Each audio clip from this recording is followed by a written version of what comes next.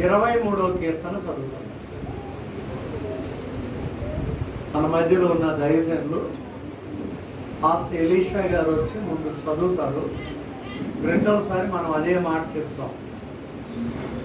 చప్పట్లు కొడుతూ సేవకుని ముందుకు ఆహ్వానిస్తాం.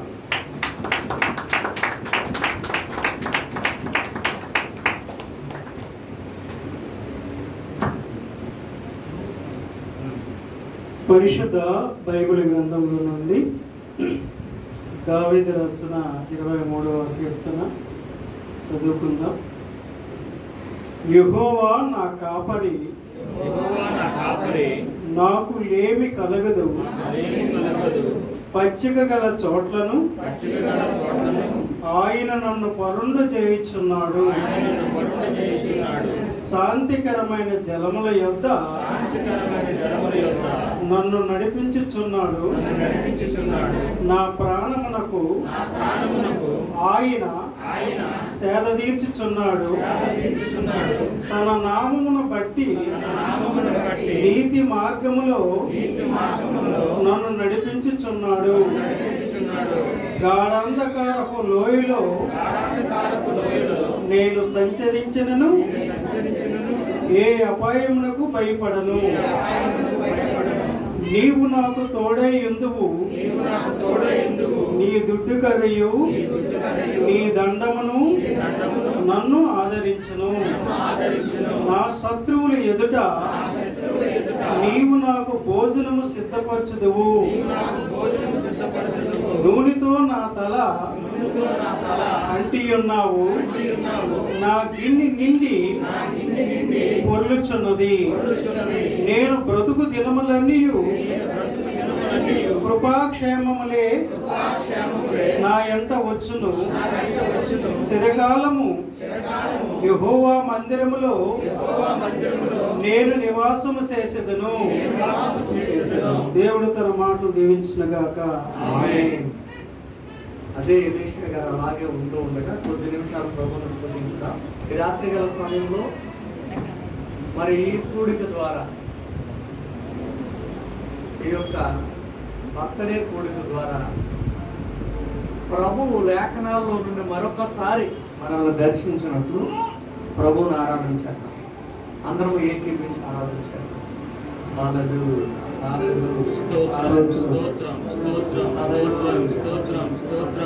మన రెండు కళ్ళను మూద్దాం, హృదయాలు తెరుద్దాం. ప్రభువును చూస్తూ ప్రభువును ఆరాధిస్తాం. ప్రభువు ముఖ దర్శనం చేద్దాం. ఆయన దర్శనం ఉంటే చాలు.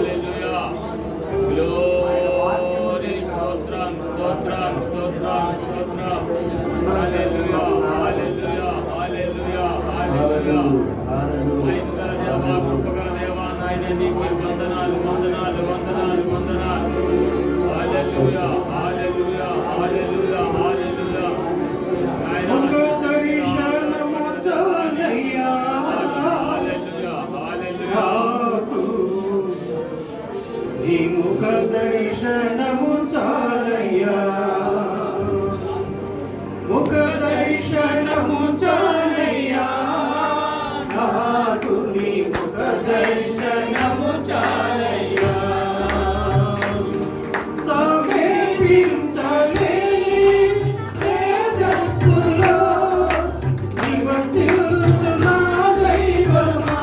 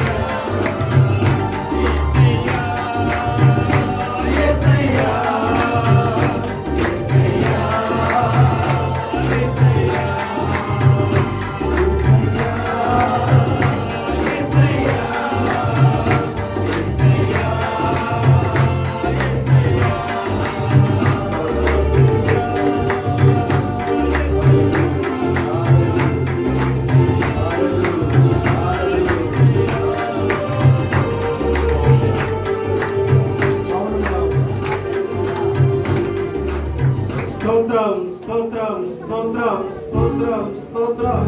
స్తుతికి పాత్రుడా, స్తోత్రహరుడా, మోకోన్నతుడా, మహాగణుడా, సృష్టికర్త, సర్వంతర్యామి, భూత భవిష్యత్తు వర్తమానం కాలమునున్న తండ్రి, కుమార, పరిశుద్ధాత్మదేవుడా, పోషించినవాడా, సంరక్షించినవాడా, ఆదరించినవాడా, సక్కదిద్దేవాడా, పరిశుద్ధపరిచినవాడా, స్తోత్రాలు. గతించిన సంవత్సరం, నెలలు, దినాలు, క్షణాలు కంటికి రెప్పవలే కాపాడి నాయన స్తోత్రాలు. కాపాడి నడిపించిన విధానం కొరకే వందనాలు. ప్రతి దానికి సమయం కలదని మీరు రాయించిన మాటను బట్టి స్తోత్రాలు. ఈ రీతిగా మీ నామాన్ని స్తుతించడానికి, మీ నామాన్ని కనపరచడానికి, మీ నామాన్ని కొనియాడడానికి మీరు ఇచ్చిన ధన్యతను బట్టి స్తోత్రాలు. వారి ధాన్య దాక్షరసం విస్తరించిన నాటి సంతోషం బట్టి నీవు నా హృదయంలో అధికమైన సంతోషాన్ని ఉంచి ఉన్నావని దాసుడిని గానము చేసిన రీతిగా అత్యల్పమైన మాకు మీరు ప్రేమించి మీకు శాస్త్రమైన సమయాన్ని ఇచ్చారు. మిమ్మల్ని స్తుతించగలిగిన గొప్ప ధన్యతనిచ్చారు. చేసిన మేలును బట్టి వందనాలు, చేయబోతున్న మేలును బట్టి వందనాలు, స్తోత్రాలు తెలియజేస్తూ ఈ స్తుతి ఆరాధన నా ప్రభువైన యేసుక్రీస్తు నామమున సమర్పిస్తున్నాం తండ్రి. ఈ రాత్రి బర్త్డే కార్యక్రమం కొరకు వాక్య పరిచర్యతో పిలువబడిన సేవకులు పాస్టర్ ప్రసాద్ కుమార్ గారిని కూడా ప్రేమతో ఆహ్వానిస్తూ ఉన్నాం.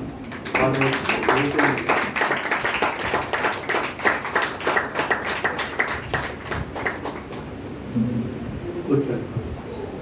హల్లెలూయా, హల్లెలూయా. ఈరోజు బర్త్డే జరిపించుకున్న సంకీర్తన ఎవాంజలిన్ ప్రైజీ తన పూర్తి పేరు.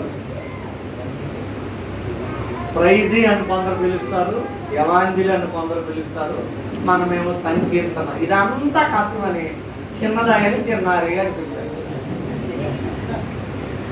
తను వచ్చి కొన్ని నిమిషాల క్లుప్తంగా ఈ స్పెషల్ కూడికి వివరణ ఏంటో సాక్ష్యం చెప్పాలని ప్రేమతో ఆహ్వానిస్తున్నాను. ఎంతవరకు ముందు చెప్పలే సాక్షి చెప్పాలమ్మా అని ఎందుకు సడన్గా అనిపించింది. ఓకే.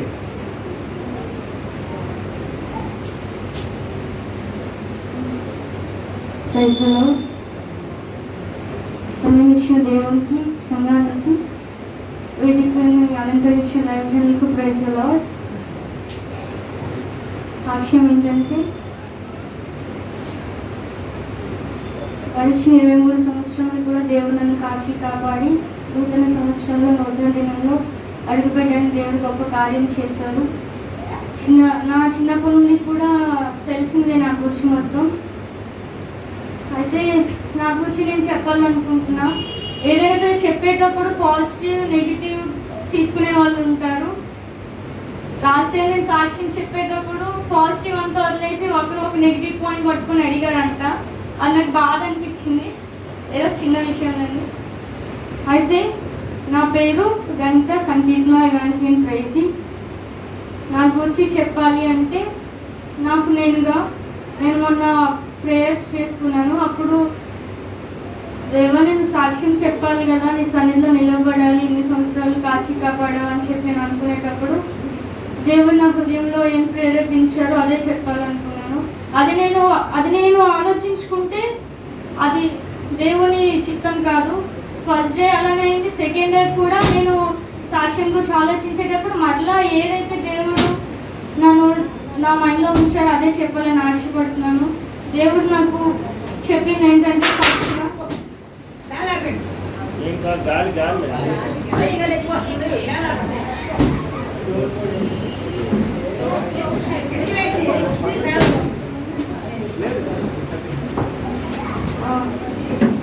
దేవుడు నన్ను నాలో చూపించింది ఏంటంటే I'm a singer, I'm a failure, I'm a person with no talents, I'm a person with no knowledge. అలాగా నేను శరీరానుసారంగా చూసుకునేటప్పుడు చాలాసార్లు బలహీన పడిపోయాను. చాలాసార్లు వేదన చెంది ఏడ్చే సమయాలు చాలా ఉన్నాయి. కానీ దేవుడు నన్ను మళ్ళా బలపరిచి దేవుడు నాతో ఏం మాట్లాడారంటే 45 days అప్పుడు చనిపోయి నేను బ్రతికించుకున్నాను. 10th క్లాస్లో మరణించాల్సింది మరణ పడక వరకు వెళ్ళావు, అప్పుడు కూడా నేను నిన్ను బ్రతికించుకున్నాను కదా. కోసం జీవించాలి కదా, నిన్ను నువ్వు ఎందుకు తగ్గించుకుంటున్నావు అని చెప్పి దేవుడు నాతో మాట్లాడారు. దేవుడు నాతో మాట్లాడిన విధాన్ని బట్టి దేవునికి స్తోత్రములు చెల్లించుకుంటున్నాను. ఈ 23 సంవత్సరములు కూడా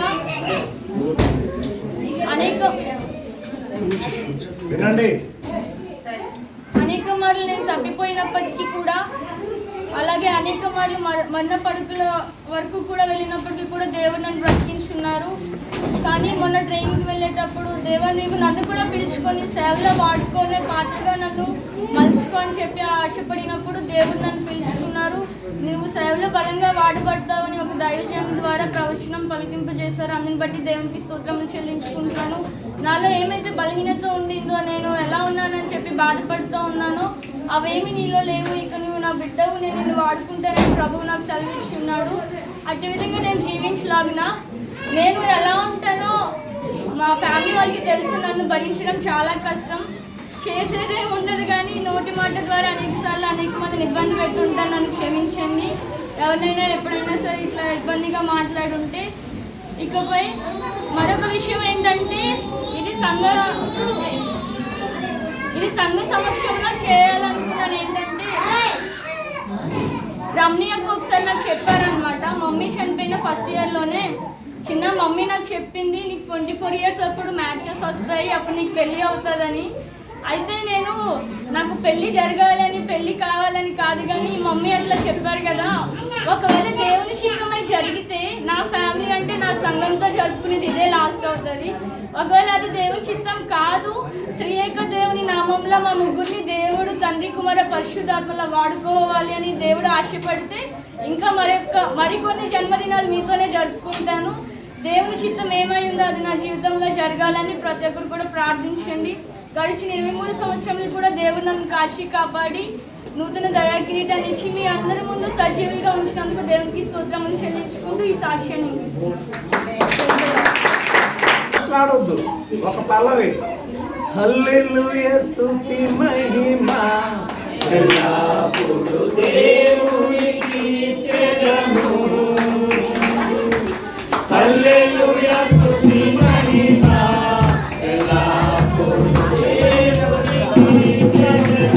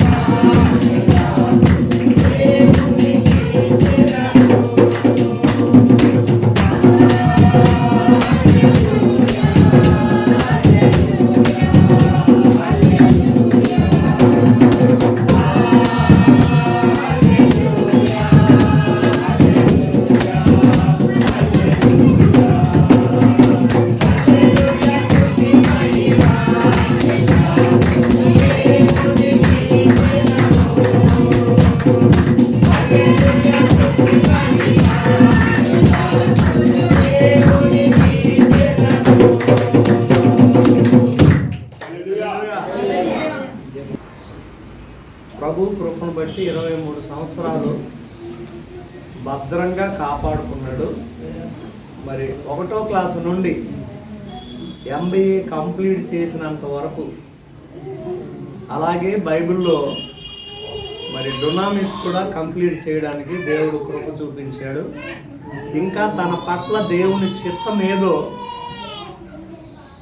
అది కంప్లీట్గా జరిగేటట్లు మీరందరూ ప్రేయర్లో జ్ఞాపకం చేసుకోండి. మరి ఈ సమయంలో చప్పట్లు కొడుతూ పాస్టర్ గారికి ప్రేమతో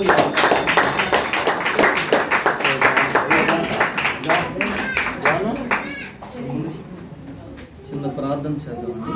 ఒక నిమిషం అందరూ లేచి నిలబడి, చాలాసేపు కూర్చున్నారు. లేచి నిలబడి ప్రార్థన చేద్దాం. తలలో ఉంచి గమనిస్తాం. మహిమగల దేవుడు, కృపా సత్య సంపన్నుడు, పరిశుద్ధుడు తన ఆత్మను మన మధ్య ఉంచి మనందరితో కూడా మాట్లాడలాగిన దేవునికి మళ్ళీ మనం అప్పగించుకుందాం. దయచేసి లేచి నిలబడిన ప్రతి వారు కూడా తలలో ఉంచి కళ్ళు మూసుకొని, దేవా నాతో మాట్లాడండి, నీ మాట నన్ను బ్రతికిస్తుంది, నా బాధలు నీ మాటే నాకు నెమ్మది కలిగిస్తుందని దయచేసి హృదయంతరంగాల నుంచి ప్రతి ఒక్కరము కూడా దేవుణ్ణి వేడుకుందాం. కొద్ది సమయమైనప్పటికీ కూడా దేవుడు మనతో సూటిగా సుస్పష్టంగా మాట్లాడేలాగిన దేవునికి మళ్ళీ మనం అప్పగించుకుందాం. Thank you master, thank you, thank you master. ప్రతి ఒక్కరు కూడా ప్రార్థించండి. నీవు పలికితే నాకు మేలయా, నీవు పలికితే నాకు మేలయా, నీ దర్శనమే నాకు చాలయా. హృదయాంతరంగం నుంచి అందరం చెప్దామా? నీ దర్శనమే నాకు చాలయా, నాతో మాట్లాడు ప్రభువా, నీవే మాట్లాడమయ్యా. అందరం చెప్దామండి. నాతో మాట్లాడు ప్రభువా,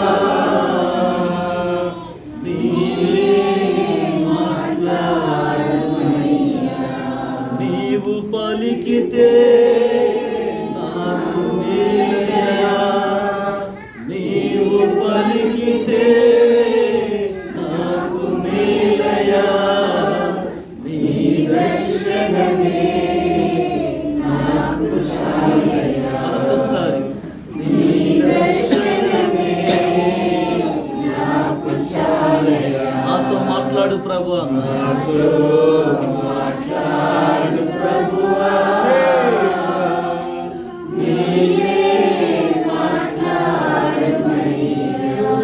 ప్రేమగలిగిన తండ్రి, పరిశుద్ధుడ, సర్వాధికారి, నీ ఉన్నత పరిశుద్ధ పాదాలు స్తుతి స్తోత్రాలు చెల్లిస్తున్నాం ప్రభా. ఇంతవరకు ఈ కార్యక్రమం ఇంత ఉన్నతంగా సక్రమంగా నీ ఆత్మను ఉంచి మీరు నడిపించిన విధానం బట్టి నీకు వందనాలు చెల్లిస్తున్నాం. నీ ప్రియదాస్తులు ప్రభా పడుతున్న ప్రయాసం మీరు చూస్తున్నారు. ఈ పరిచర్యను నీ కృపాస్తాలకు అప్పగిస్తుండగా సంఘంలో ఉన్న ప్రతి ఒక్కరిని దీవించండి, బలపరచండి, ఆశీర్వదించండి. ముఖ్యంగా ప్రభా నూతన సంవత్సరాలు అడుగు పెట్టినటువంటి సంకీర్తన బట్టి నీ కొందనాలు చెల్లిస్తున్నారు. నీ బలమైన హస్తాలకు అప్పగిస్తుండగా నూతన శక్తిని, నూతన బలాన్ని, నూతన ఆరోగ్యాన్ని, నూతన తలాంతులను తనకు దయచేసి మూయబడిన ప్రతి ద్వారము సర్వోన్నతుడిన యేసు నామములో తెరవబడి ఉండును. సర్వశక్తిగా ఆత్మ సన్నిధితో నింపి అభిషేకించి కృపలో బలపరిచి వాడుకుందరని దిగుని దాసుడిగా నిలబడి ఉండగా మీరు మాట్లాడి మహిమ పొందమని యేసు పరిశుద్ధ నామములో ప్రార్థిస్తున్నాం ప్రియ పరమ తండ్రి. దయచేసి కూర్చుందాం. దేవునికి మహిమ కలుగును గాక. ఇంత చక్కటి అవకాశం ఇచ్చిన దేవాది దేవునికి నిండు హృదయపూర్వకంగా వందనాలు తెలియజేస్తూ, మళ్ళా మీ మధ్యకు ఇంత త్వరగా వస్తానని నేను అనుకోలేదు. కానీ దేవుని కృప, మరి మీ యొక్క పాస్టర్ గారి మాట కాదనలేక, ముఖ్యంగా మరి నూతన సంవత్సరంలో అడుగుపెట్టినటువంటి సంకీర్తనకు ప్రభువు పేరట పుట్టినరోజు శుభాకాంక్షలు తెలియజేస్తూ మీ అందరికీ కూడా ప్రభుపేట వందనాలను. చాలా సంతోషం. వేదిక మీద ఉన్న దైవజనులకి, ఎలీషాయి గారి ప్రత్యేకంగా వందనాలు. చాలా సంతోషం. మరి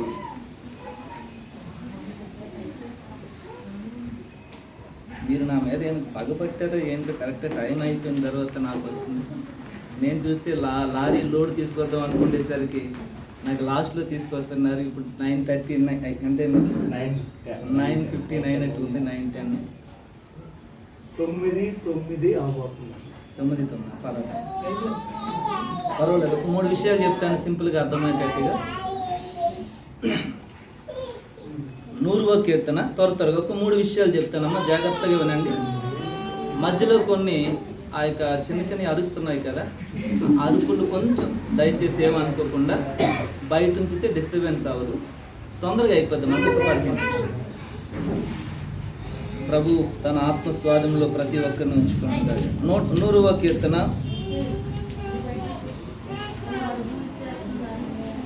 3వ వచనాన్ని చదువుదామండి. యెహోవాయే దేవుడని తెలుసుకొనుడి, ఆయనే మనలను పుట్టించెను, మనము ఆయన వారం. చాలమ్మ, మళ్ళా చెప్దాం అందరూ కూడా. యెహోవాయే దేవుడని తెలుసుకొనుడి, ఆయనే మనలను పుట్టించెను, మనము ఆయన వారం. ఎవరు మనల్ని పుట్టించారంట? దేవుడు. ఆయన ఎవరు మనల్ని పుట్టించారు? గట్టిగా చెప్పండి అమ్మ. దేవుడే మనల్ని పుట్టించాడు. అంటే మనం పుట్టడం ఆయనకి ఇష్టమా? మనల్ని పుట్టించడం దేవునికి ఇష్టమా? మనం పుట్టామంటే ఎందుకు పుట్టాం? దేవుడు కోరుకున్నాడు, మనం పుట్టించాడు, మనం పుట్టాం. అయితే మనల్ని పుట్టించిన దేవుడే ఈ లోకానికి వచ్చాక శరీరధారిగా ఒక మాట అంటున్నాడు. ఆయనే మనల్ని పుట్టించాడు, మనకి జన్మనిచ్చాడు, ప్రతి మనిషికి జన్మనిచ్చాడు. జన్మనిచ్చిన దేవుడు ఈ లోకానికి శరీరధారిగా వచ్చి ఒక మాట అంటున్నాడు. 26 మత్తయి సువార్త 26 అధ్యాయం.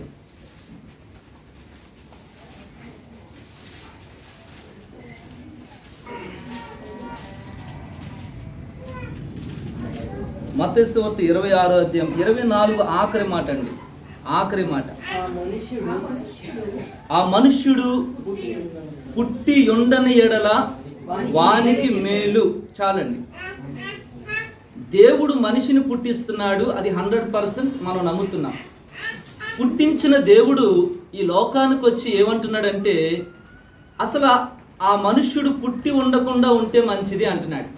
అదేంటలుగా దేవుడే పుట్టించాడని చదువుకున్నాం కదా. దేవుడే పుట్టిస్తున్నాడు ప్రతి మనిషిని, నిన్ను నన్ను కూడా పుట్టించాడు. పుట్టించిన దేవుడే ఏమంటున్నాడు మళ్ళా, అసలు పుట్టకుండా ఉంటే మంచిది అంటున్నాడు.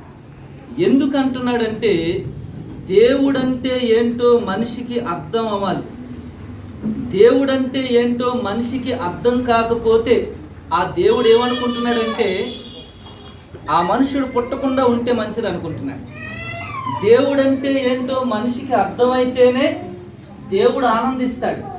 దేవుడంటే ఏంటో మనిషికి అర్థం కాకపోతే దేవుడు ఏమనుకుంటున్నాడంటే, ఆ మనుష్యుడు పుట్టకుండా ఉంటే మంచిది. ప్రియమైన వాళ్ళారా, దేవుడు మనిషికి అర్థమవుతున్నాడు అంటే అర్థం అవ్వట్లేదు అనడానికి 3 విషయాలు చెప్తాను. నేను 3 విషయాలు చెప్పి ముగిస్తాను. మొదటి విషయం ఏంటంటే, ఇప్పుడు సంకీర్తనకు చక్కని సాక్ష్యం చెప్పిందండి. నిజంగా వీళ్ళని బట్టి నేను చాలా సంతోషపడతాను. అభిషేక్ బిడ్డలు బట్టి నిజంగా ఈ యొక్క ఒక మాదిరికరమైన కుటుంబం మీ దైవజనుల కుటుంబం. అయితే మరొక ఆయుష్కాలం, మరొక సంవత్సరాన్ని ఇచ్చాడు కదండి, నూతన సంవత్సరం. మనందరికీ కూడా మరి నూతన సంవత్సరం వస్తుందా లేదా? మనందరికీ కూడా ఆయుష్కాలం వస్తుంది. మీకంటూ ఒక బర్త్డే ఉంది కదా. అయితే దేవుడు ఆయుష్కాలాన్ని ఎందుకు ఇస్తున్నాడు? దేవుడు ఆయుష్కాలాన్ని ఎందుకు ఇస్తున్నాడు? బైబిల్ గ్రంథాన్ని ఒక్కసారి ఆదికాండం చూసినట్లయితే 5వ అధ్యాయంలో, ఆదికాండం 5వ అధ్యాయం ఒకసారి చూద్దామండి. అక్కడ 5వ వచనం చూసినట్లయితే, ఆదాము బ్రతికిన దినములు 930 సంవత్సరాలు బ్రతికాడంట ఆదాము. ఎన్ని సంవత్సరాలు అండి? అదేంటి, పండు తిను దినమున నిశ్చయముగా చచ్చిపోతాం అన్నాడు కదా. పండు తిను దినాన్నే చచ్చిపోవాలి కదా. పండు తిను దినాన్ని చచ్చిపోకుండా ఎన్ని సంవత్సరాలు బ్రతికాడంట భూమి మీద? 930 సంవత్సరాలు బ్రతకడం ఏంటి ఆదాము? ఆదాము తప్పు చేసినప్పుడు చచ్చిపోవాలి కదా, కానీ భూమి మీద ఎన్ని సంవత్సరాలు ఉన్నాడండి? 930 సంవత్సరాలు ఉన్నాడంట. అంటే తప్పు చేసిన ఆదాముకి ఎందుకు దేవుడు అంత ఆయుష్కాలం ఇచ్చాడు? ఆదాముకే కాదండి, ఇంకా కింద చూసినట్లయితే చూడండి, అక్కడ 8వ వచనం, షేతు బ్రతికిన దినములన్నీ 912.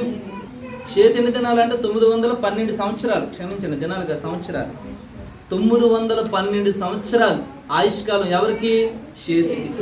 కిందకి చూసినట్లయితే ఎనోషుకి 11వ వచనం 805. ఎనోషుకి ఎన్ని సంవత్సరాలు అండి? 905. 14. కెయీనానికి ఎన్ని సంవత్సరాలు చూడండి అమ్మ? 910. మహలేలుకి 895. ఇంకా 28 దినాలు ఎన్ని సంవత్సరాలు? 962. ఇక బైబిల్లో అందరికంటే ఎక్కువ సంవత్సరాలు బ్రతికాడు ఒక ఆయన. ఆయన ఎన్ని సంవత్సరాలు అండి ఆయనకి? 969 సంవత్సరాలు. ఓకే, ఆగుదాం. వీరందరూ కూడా ఆదాము తప్పు చేశాడు, 930 సంవత్సరాల ఆయుష్కాలం ఇచ్చాడు. ఇక వీళ్ళందరికీ కూడా 900 దగ్గర ఇచ్చాడు. మెతూషుల 969. మరి వీళ్ళందరూ నీతిమంతులా? వాళ్ళకి ఎందుకు అంత ఆయుష్కాలం ఇచ్చాడు? వారికి ఎక్కువ ఆయుష్కాలం ఉన్నట్టుగా మనం చూస్తున్నాం. వాళ్ళు తప్పు చేశారా లేదా? ఆదామైనా, షేతైనా, ఎనోషైనా, హానోకైనా, నోవాహైనా, అబ్రాహమైనా, ఇస్సాకైనా, యాకోబైనా, యోబైనా, హేబేలైనా, వీళ్ళందరూ నీతిమంతులుగా ఉండిపోయారా? ఏమైనా తప్పు చేసిన సందర్భాలు ఉన్నాయా? మనం ఆలోచిస్తే రోమా 3:23 ఏం చెప్తుందంటే, ఏ భేదము లేదు, అందరూ తప్పు చేస్తున్నారు అంటున్నాడు దేవుడు. ఏ భేదము లేదు, అందరూ తప్పు చేస్తున్నారు. అరే మరి వాళ్ళు నీతిమంతులు కదా, ఆ నీతిమంతుల పరిస్థితి ఏంటి? మరి వాళ్ళు నీతిగా బ్రతికి ఉండొచ్చు, అందుకోసమే అన్ని సంవత్సరాలు వాడికి ఆయుష్కాలం ఇచ్చారేమో అనుకుంటే, మీకు ఒక అద్భుతమైన ఒక మాట చూపిస్తాను ఇప్పుడు. వాళ్ళందరికీ ఎందుకు అంత ఆయుష్కాలం ఇస్తున్నాడు దేవుడు? ఎందుకు సంవత్సరం పొడిగిస్తున్నాడు దేవుడు? మనం ఆలోచన చేస్తే ప్రసంగి గ్రంథం 7వ అధ్యాయం 20వ వచనంలో అద్భుతమైన ఒక మాట ఉంటుందండి. ఎందుకు ఆయుష్కాలాన్ని పొడిగిస్తున్నాడు దేవుడు? పాపము చేయక. మనందరికీ బర్త్డే చేసుకుంటున్నాం, మరొక సంవత్సరం ఎందుకు వస్తుందంటే, అక్కడ చూడండి, అక్కడ నీతిమంతుల విషయంలో ఒక మాట చెప్తున్నాడు. పాపము చేయక మేలు చేయుచుండు నీతిమంతుడు భూమి మీద ఒక్కడైనా లేడంట. మనం అనుకుంటున్నాము నోవాహు నీతిమంతుడు కదా, హేబేలు నీతిమంతుడు కదా, అబ్రహాము నీతిమంతుడు కదా. నీతిమంతుల జాబితాలోనికి వచ్చిన వాళ్ళు తప్పు చేయకుండా ఉన్నారా అంటే తప్పులు చేస్తూనే ఉన్నారు. జాగ్రత్తగా వినాలి. నీతిమంతుల జాబితాలోకి వచ్చారు కదండి వీళ్ళందరూ. కానీ వీళ్ళందరూ ప్రసంగి గ్రంథం 7:20 వచ్చేసరికి దేవుడు అంటున్నాడు, పాపము చేయక ఉన్న నీతిమంతుడు ఒక్కడు లేడు అనేసాడు. అంతే, పాపము చేయకుండా ఉన్న నీతిమంతుడు ఒక్కడు నాకు కనబడట్లేదు. ప్రతివాడు తప్పు చేస్తున్నాడు. ప్రతివాడు తప్పు చేస్తే ఆదాము తప్పు చేయగానే చస్తామన్నాడు. కానీ ఎన్ని సంవత్సరాలు ఇచ్చాడు ఆయుష్కాలం? 930 సంవత్సరాలు. అంటే దేవుడు ఎందుకు ఆయుష్కాలం ఇస్తున్నాడంటే, దేవుడు తాను మనిషిని చేసేటప్పుడు యుగాలు పూర్వమే ఆలోచించాడంట. జగత్తు పునాది వేయబడక మునిపే, అంటే సృష్టి పుట్టక మునిపే మనుష్యులు కావాలి అని ఆశపడ్డాడు కదా. ఆ ఆశతో మనిషిని చేసుకున్నాడు కదా. తాను చేసుకున్న మనిషిని వదులుకోవడం ఇష్టం లేక ఆయుష్కాలను పొడిగిస్తా ఉన్నాడంట. ఒకసారి కొట్టండి, చెప్పండి. ఆయుష్కాలాన్ని ఎందుకు పొడిగిస్తున్నాడంటే, నీతిమంతుడుగా ఉన్నవాడు తప్పు చేయట్లేదండని వీల్లేదు, ఏ భేదము లేదు, అందరూ తప్పు చేశారనేసాడు వాక్యం, ఒకటే మాట. ఇక ప్రసంగి గ్రంథంకి వచ్చేసరికి మేలు చేయుచుండే నీతిమంతుడు లేడు. అక్కడ ఏమని చదువుకున్నావమ్మా? పాపము చేయలేక మేలు చేయుచుండు నీతిమంతుడు భూమి మీద ఒక్కడ కూడా కనబడలేదంట దేవుడికి. ప్రతి మనిషి తప్పు చేస్తున్నాడు. తప్పు చేస్తుంటే దేవుడు చంపేయాలి యాక్చువల్గా, కానీ చంపట్లేదు, ఆయుష్కాలాన్ని పొడిగిస్తున్నాడు. ఎందుకు పొడిగిస్తున్నావు దేవా అంటే, నిన్ను వదులుకోవడం నాకు ఇష్టం లేదురా అంటున్నాడు. నీ రాక కోసం నేను ఎంతో ఆశపడ్డాను, నీవు పుట్టాలని నేను కోరుకున్నాను, నీ పుట్టుక కోసం నేను ఎంతగానో ఆశపడ్డాను, నీవు భూమి మీదకి రావాలి, నిన్ను నేను చూడాలి, నీ యొక్క ఫలాన్ని నేను అనుభవించాలి, నిన్ను బట్టి నేను ఎంతో సంతోషించాలనుకున్నాను. కనుక అది వస్తుందేమో చూద్దాం, మరొక సంవత్సరం నీకు ఇస్తాను. ఈ సంవత్సరం తప్పులు చేశారు కదా, మనకి ఎలా ఉంటుందంటే గిల్టీ ఫీలింగ్ ఉంటుంది. అయ్యో నేను సరిగా ఉండలేకపోయాను, నేను దేవుళ్ళు సరిగా ఫలించలేకపోతున్నాను. మనకి ఎప్పుడు కూడా 31st నైట్ వచ్చేసరికి డిసెంబర్ ఎక్కలేని బాధ వచ్చేస్తుంటుంది. అప్పుడు మళ్ళీ జనవరి 1st వచ్చేసరికి మామూలే, మామూలు అయిపోతాం. కానీ 31st నైట్ వచ్చేసరికి మాత్రం ప్రతి సంఘంలో కూడా విపరీతమైనటువంటి ఆ నయాగరా ఫాల్స్ వచ్చేస్తూ ఉంటాయి. అంటే ఇక్కడ మనం ఆలోచన చేసినట్లయితే దేవుడు నీ పరిస్థితి అంతా తెలుసు. పాపము చేయక తప్పు చేయక నీతిమంతుడు భూమి మీద ఒక్కడో లేడు అనేసాడు. అది పక్కన పెట్టండి. మరి ఎందుకు ఆయుష్కాలాన్ని ఇస్తున్నాడు అంటే, నిన్ను వదులుకోవడం ఆయనకి అందుకోసం ఒక నాస్తికుడైనా సరే ఆడిగా బ్రతికేస్తాడు. 70-80 సంవత్సరాలు ఎందుకురా వీడు బ్రతుకుతున్నాడు, ఎంత దుర్మార్గుడు కదా, దేవుడు లేడు అంటాడు కదా, ఈడెందుకు బ్రతుకుతున్నాడు అంటే, వాడిని కూడా చేసింది దేవుడే. దేవుని స్వహస్తాలతో చేశాడు గనుక వాడిని వదులుకోవడం ఇష్టం లేదు వాడి దేవునికి. కనుక ఆయుష్కాలాన్ని ఎందుకు పొడిగిస్తున్నాడు దేవుడు అంటే, నువ్వు తప్పులు చేస్తున్నావు, నీ తప్పులు దిద్దుకొని దేవునికి అనుకూలంగా, దేవునికి ఇష్టంగా, దేవుడు కోరిన షేప్లోనికి నువ్వు వస్తావేమో అని మరొక్క ఆశతో నిన్ను ఆయుష్కాలాన్ని పొడిగిస్తున్నాడు. ఇది మొదటి సంగతి. హల్లెలూయా. రెండోదిగా చూసినట్లయితే, దేవుడు ఎందుకు మనకి దేవుడు అర్థం కావాలంటే, ఒకటి, ఎందుకు నాకు ఆయుష్కాలం ఇస్తున్నాడు, ఎందుకు నేను ఇంకా బ్రతుకుతున్నాను, ఎందుకు మళ్ళా నాకు ఇంకో సంవత్సరం ఇచ్చాడు అన్న డౌట్ పీక్తా ఉంటుంది మనకి. ఎందుకు ఇస్తున్నాడు అంటే, మనం ఇంకెక్కడో సరి చేయబడాలి. దేవుడు ఆశించినటువంటి స్థితి మనలోనికి రావటానికి మనల్ని వదులుకోవాలి. యాక్చువల్గా ఆదాము తప్పు చేశాడంటే, ఆదామే కాదు అందరూ తప్పు చేసుకుంటూ వస్తున్నారు. యోబు తప్పు చేశాడు, లేకపోతే ఏబేలు తప్పు చేశాడు. ఎందుకంటే ఒకే మాటతో తేల్చేశాడు ప్రసంగి 7:20లో, పాపము చేయకుండా ఉండే నీతిమంతుడు ఒక్కడు కూడా భూమి మీద నాకు కనబడలేదు అనేసాడు. ఒకే మాటతో చెప్పాడు. అంటే ప్రతి మనిషి తప్పు చేసినా దేవుడు ఆయుష్కాలాన్ని పొడిగిస్తున్నాడు. ఎందుకంటే ఆ మనిషిని వదులుకోవడానికి దేవుడికి ఇష్టం లేదు. అందుకు మనకు ఆయుష్కాలం ఇస్తున్నాడు, మనం దిద్దుకోవాలని. ఇక రెండోదిగా చూస్తే, దేవుడు అవకాశాలు ఇస్తాడండి. రెండోదిగా నీకు ఆయుష్కాలాన్ని పొడిగించుటూ ఊరుకోడు. నీకు ఆ సంవత్సరం అనే దయా కిరీటం, సంవత్సరం అంటే ఎన్ని రోజులు అండి? 365 రోజులు. ఈ యొక్క 366 రోజుల్లో దేవుడు నీకు అవకాశాలు ఇస్తాడంటే, ఇంకా ప్రతిరోజు దేవుడిచ్చే అవకాశాలు మనిషికి అర్థమవుతున్నాయా అంటే అర్థం కాలేదనే చెప్పాలి. ఒకటి, ఆయుష్కాలం ఎందుకు పొడిగిస్తున్నారో అర్థం కావట్లేదు. బయటోడు కూడా బర్త్డే చేసుకుంటాడు, కేక్ కోసుకుని తినేస్తున్నాడు అంతే. కానీ ఎందుకురా హ్యాపీ బర్త్డే అంటున్నాడు, ఎందుకురా నీకు ఆయుష్కాలం అంటే తెలియదు వాడికి. ఆయుష్కాలాన్ని పొడిగిస్తున్నాడు అంటే దేవుడు ఆ మనిషిని వదులుకోవడం ఇష్టం లేదు. ఆ మనిషిని ఎలాగైనా దక్కించుకోవాలి, మనిషిని కాపాడుకోవాలి. మనిషిని వాడు నాస్తికుడైనా, విగ్రహారాధికుడైనా, క్రైస్తవుడైనా, నామకార్థ క్రైస్తవుడైనా, నీతిమంతుడైనా, వాడు దేవుడికి వచ్చినా దేవుడి దగ్గర రాలేకపోయినా వాడికి మ్యాక్సిమం అవకాశం ఆయన ఆయుష్కాలాన్ని ఇస్తూనే ఉంటున్నాడు. ఎందుకంటే వాడిని వదులుకోవడం దేవుడికి ఇష్టం లేదు. రెండోదిగా అవకాశాలు ఇస్తాడంట దేవుడు. హల్లెలూయా. దేవుడు చాలా అవకాశాలు ఇస్తాడండి. ఆ అవకాశాలని మనిషి ఏం చేస్తాడంటే, అవకాశం ఉంటే దుర్వినియోగపరుచుకునే గుణలక్షణం మనిషికి ఉంది. మనకి బర్త్డే తెలుసు కదా అందరికీ, మీ అందరి బర్త్డే తెలుసు కదా చెప్పేస్తారు. డెత్ డే మనకు తెలుస్తుందా? నీకు బర్త్డే తెలిసింది కానీ డెత్ డే నీకు ఎందుకు తెలియచేయలేదు దేవుడు? నీకు బర్త్డే తెలిసిపోయింది కానీ నీకు డెత్ డే తెలియట్లేదు. దేవుడు ఎవరికి డెత్ డే తెలియపరచలేదు. ఎందుకంటే నీకు 70 సంవత్సరాల ఆయుష్కాలం అని ముందే చెప్పేశాడు అనుకోండి దేవుడు, నువ్వు అవకాశాన్ని ఏం చేసుకుంటావు, ఇంకా దుర్వినియోగపరుచుకోవడంలో ముందు ఉంటావు. ఎందుకంటే నాకు 70 ఏళ్ళు ఇంకా బ్రతుకుతాను అని చెప్పి మేడ మీదకి వెళ్ళి దూకాలనుకుంటాం. ఎందుకంటే నేను చావను కదా, నేను చావు, నాకు నా ఆయుష్కాలం ఎంత? 70 సంవత్సరాలు. కనుక నువ్వు ఇష్టం వచ్చినట్టుగా అవకాశాలు ఏం చేస్తావంటే దుర్వినియోగం చేసుకుంటాడు మనిషి ఎప్పుడు కూడా. అందుకే దేవుడు నీకు ఇన్ని సంవత్సరాలని చెప్పలేదు. ఏ రోజు నువ్వు పోతావో నీకు తెలియదు కనుక ఈ రోజే నాకు ఆఖరి రోజు అనుకోని బ్రతకమన్నాడు. హల్లెలూయా. ప్రతిరోజు నీకు ఆఖరి రోజు అనుకో. లేదనుకుంటే నువ్వు అవకాశాన్ని పాడు చేసుకుంటావు. అలాగే అవకాశాలు ఎంతో మంది పాడు చేసుకున్నారు.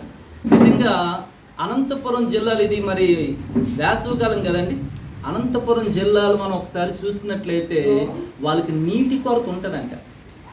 ఒక బిందెడు నీళ్లు కావాలంటే సుమారు 4-5 కిలోమీటర్ల దూరం ప్రయాణం చేస్తారు.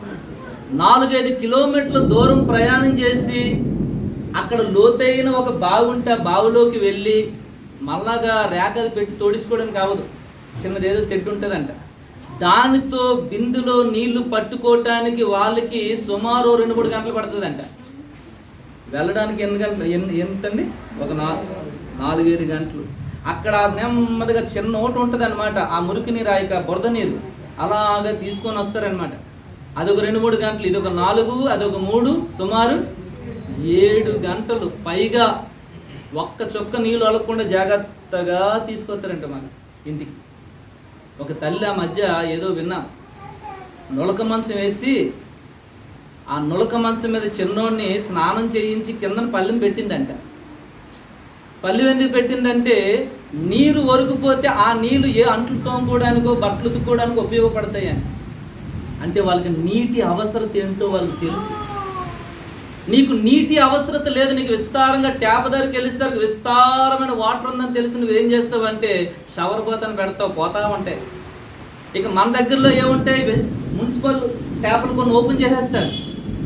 మనకి నీటి అవసరత తెలియట్లేదు, వాడికి నీటి అవసరత తెలిసి కనుక అవసరమైతే ఒక చెంబు నీళ్ళు గుడ్డ పెట్టుకొని తడిగుడ్డతో స్నానం చేసి వాళ్ళు కూడా ఉంటారు. దేవుని బిడ్డలారా, మనిషికి రెండోది అవకాశాలు ఇస్తున్నాడు. ఆహార విషయంలో కూడా అంతేనండి. ఆహార విషయంలో ఇంతవరకు తినేస్తారు కొంతమంది, లోనన్నీ వదిలేస్తారు ప్లేట్లో. అంటే వీడికి ఆహారం ఎక్కువైపోయింది. కానీ ఇవి పారేసినప్పుడు కొంతమంది కొన్ని చోట్ల ఉంటారు, వాళ్ళకి ఆ ఆహారం అవసరం తెలుసు. వాడికి ఇలాంటి ఆహారం దొరకదు. వాడు చాలా జాగ్రత్తగా నువ్వు పారేసినవి, నువ్వు చేసినవి ఏరుకొని ముచ్చి కవర్లు అందులో వేసుకొని జాగ్రత్తగా వాడు దాచుకొని తింటాడు. మనిషికి అవకాశాలు ఇచ్చేటప్పుడు మనిషి ఏం చేస్తాడంటే దుర్వినియోగం చేసుకుంటాడు. రెండు, దేవుడు యొక్క ఎందుకు పుట్టకుండా ఉంటే మేలు అన్నాడంటే, ఒకటి ఆయుష్కాలం పొడిగిస్తున్నాడు, ఎందుకంటే వదులుకోవడం ఇష్టం లేక అని మనిషికి అర్థం కావట్లేదు. రెండోదిగా ఏంటంటే అవకాశాలు ఇస్తుంటాడు దేవుడు, నీకు చాలా అవకాశాలు ఇస్తాడు. బైబిల్లో ఒక స్త్రీ ఉందండి, 2 సమూయేలు గ్రంథం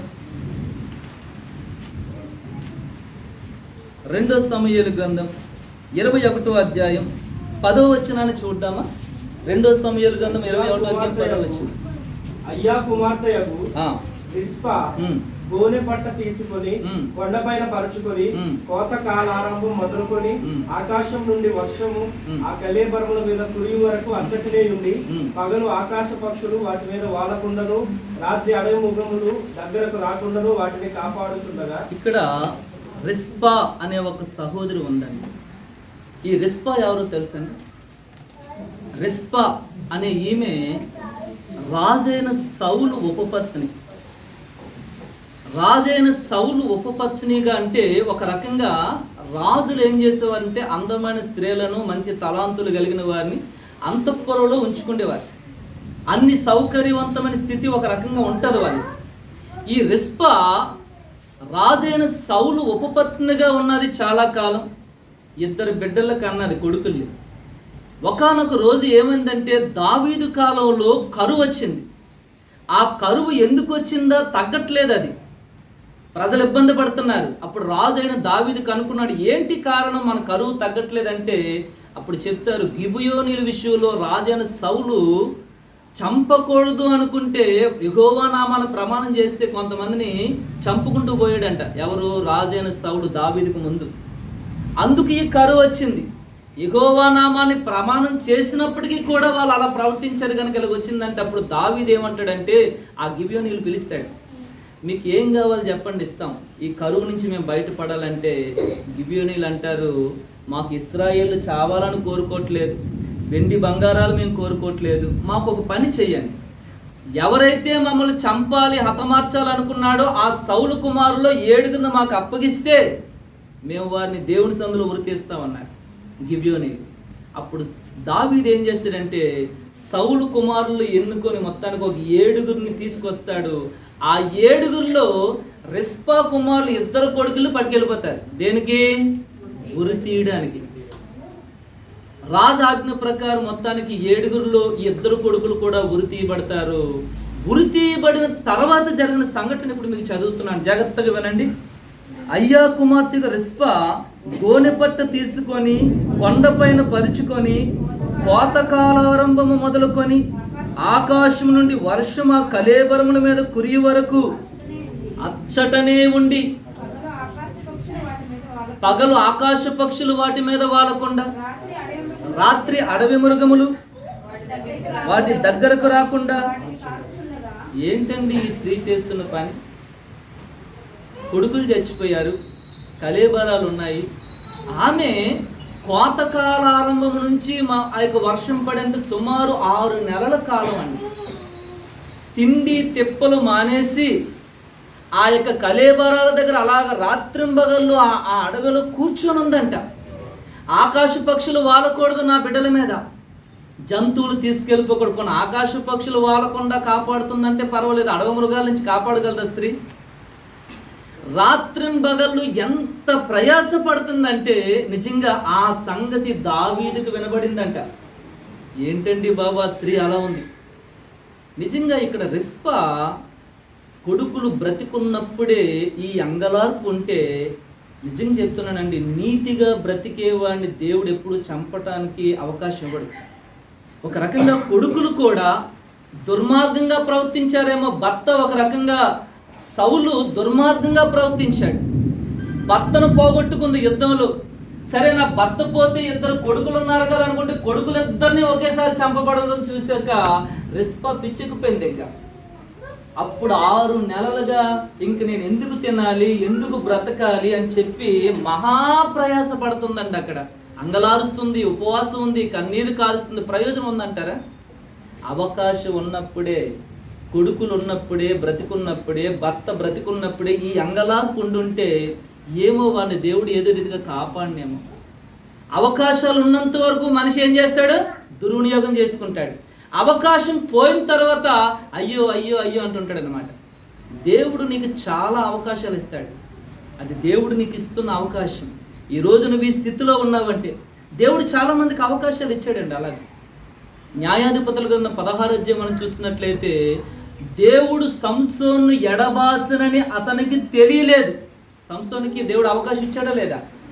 న్యాయాధిపతిగా ఇచ్చాడు, మంచి స్థానాన్ని ఇచ్చాడు.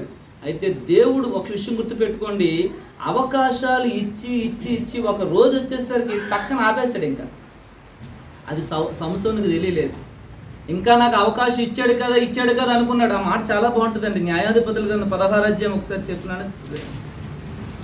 16వ అధ్యాయం, యెహోవా అతను ఎడబాసనని అతనికి తెలియదు. 20 వచనమా? 20.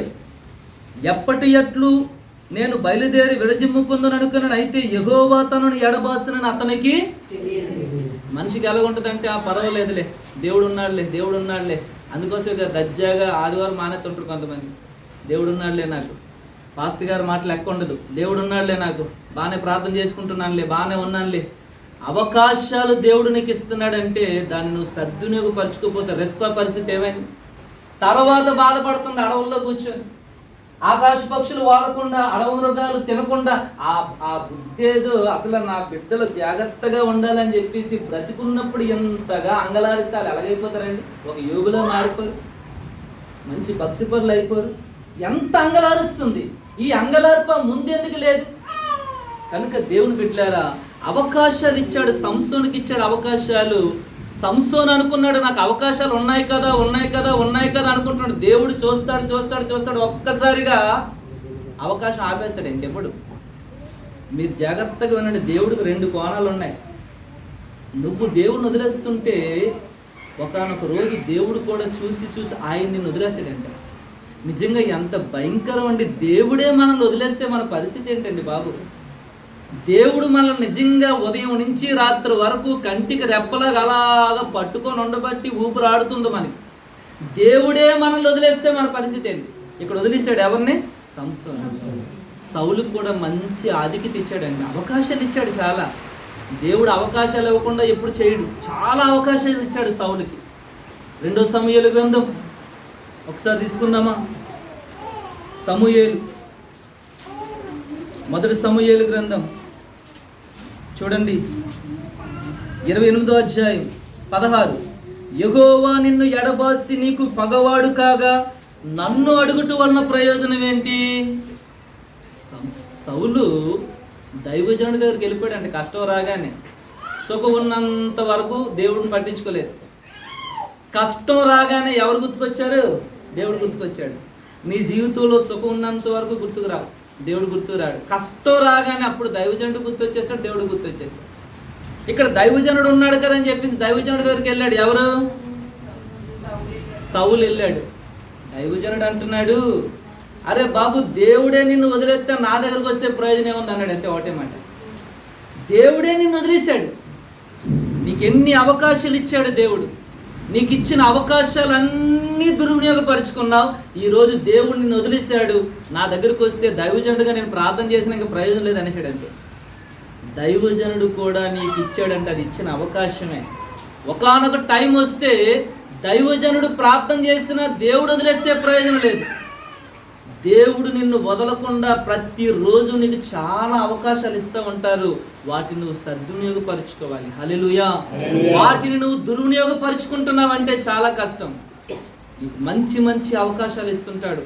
పాటలు పాడడానికి ఒక అవకాశం, దేవుని సన్నిధికి రావడానికి ఒక అవకాశం, నీకంటూ ఒక మంచి ఉద్యోగం, మంచి వ్యాపారంలో వృద్ధి, నీకు అనేకమైన అవకాశాలు ఉంటే చాలా దేవుడి కొరకు ఉపయోగపడడానికి. అలాగే మరొక వ్యక్తి కూడా గొప్ప ఆధిక్యత ఇచ్చాడు. హెబ్రీ పత్రిక 12వ అధ్యాయం 14 వచనం అనుకుంటాను, ఒకసారి చూస్తాము. హెబ్రీ పత్రిక 12 ఏమమ్మా 14 17వ వచనం. యాషావు ఆ తరువాత ఆశీర్వాదము పొందగోరి ఏమమ్మా కన్నీళ్లు విడిచుచు దానికోసం శ్రద్ధగా వెతుకుతున్నాడు అంటే. ఒకసారి స్తోత్రం చెప్పండి. మీరు ఎందుకు వెళ్ళి చెప్పారో, నేను ఎందుకు స్తోత్రం చెప్పానో నాకు తెలియదు. ఎందుకంటే అవకాశం అయిపోయిన తర్వాత వాడు శ్రద్ధగా వెతుకుతున్నాడు అంటే అనుకోవాలి మనం. వాడి స్తోత్రం చెప్పినాడు దానికి. ఏమండి, అవకాశం అయిపోయింది, ఆ తర్వాత అన్నమాట ఉంది చూడండి అక్కడ. ఆ తరువాత, ఏ తరువాత? అవకాశాలు ఇస్తాడు దేవుడు. రెండోదిగా దేవుడు అంటే నీకు అర్థం అవ్వాలి. అర్థమవుతుందా? అవకాశాలు ఇస్తాడు నీకు. అవకాశాలన్నీ దుర్వినియోగపరుచుకున్నాక ఆ తర్వాత ఏడుతున్నాడంట. ఒకటే కన్నీళ్ళు, కన్నీళ్లతో శ్రద్ధగా వెతుకుతున్నాడంటండి దేవుణ్ణి. కానీ అవకాశం దొరకలేదు. ఇది రెండోదిగా నువ్వు గుర్తుపెట్టుకోవాలి. మొట్టమొదటిగా నీ ఆయుష్కాలాన్ని పొడిగిస్తున్నాడంటే నిన్ను వదులుకోవడం ఆయనకి ఇష్టం లేదు.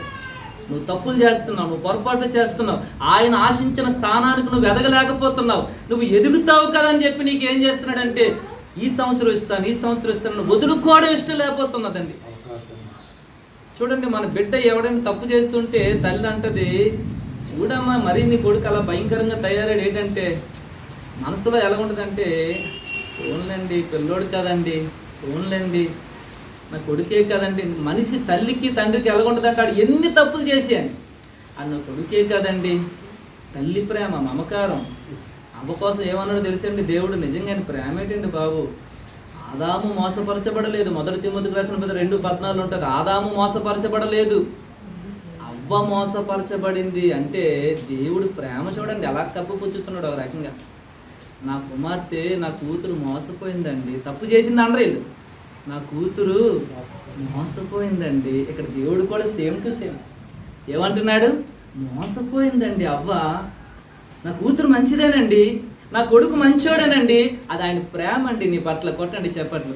ఆయన వదులుకోవడానికి ఇష్టపడుతున్నా, తప్పు చేస్తున్నా, కానీ దేవుడు నీకు ఆయుష్కాలాన్ని ఇస్తూ ఉంటాడు. నిన్ను వదులుకోవడం ఇష్టం ఉండదండి దేవుడికి. మ్యాక్సిమం ఆయుష్కాలాన్ని ఇస్తున్నాడు, 2 అవకాశాలు ఇస్తాడు నీకు.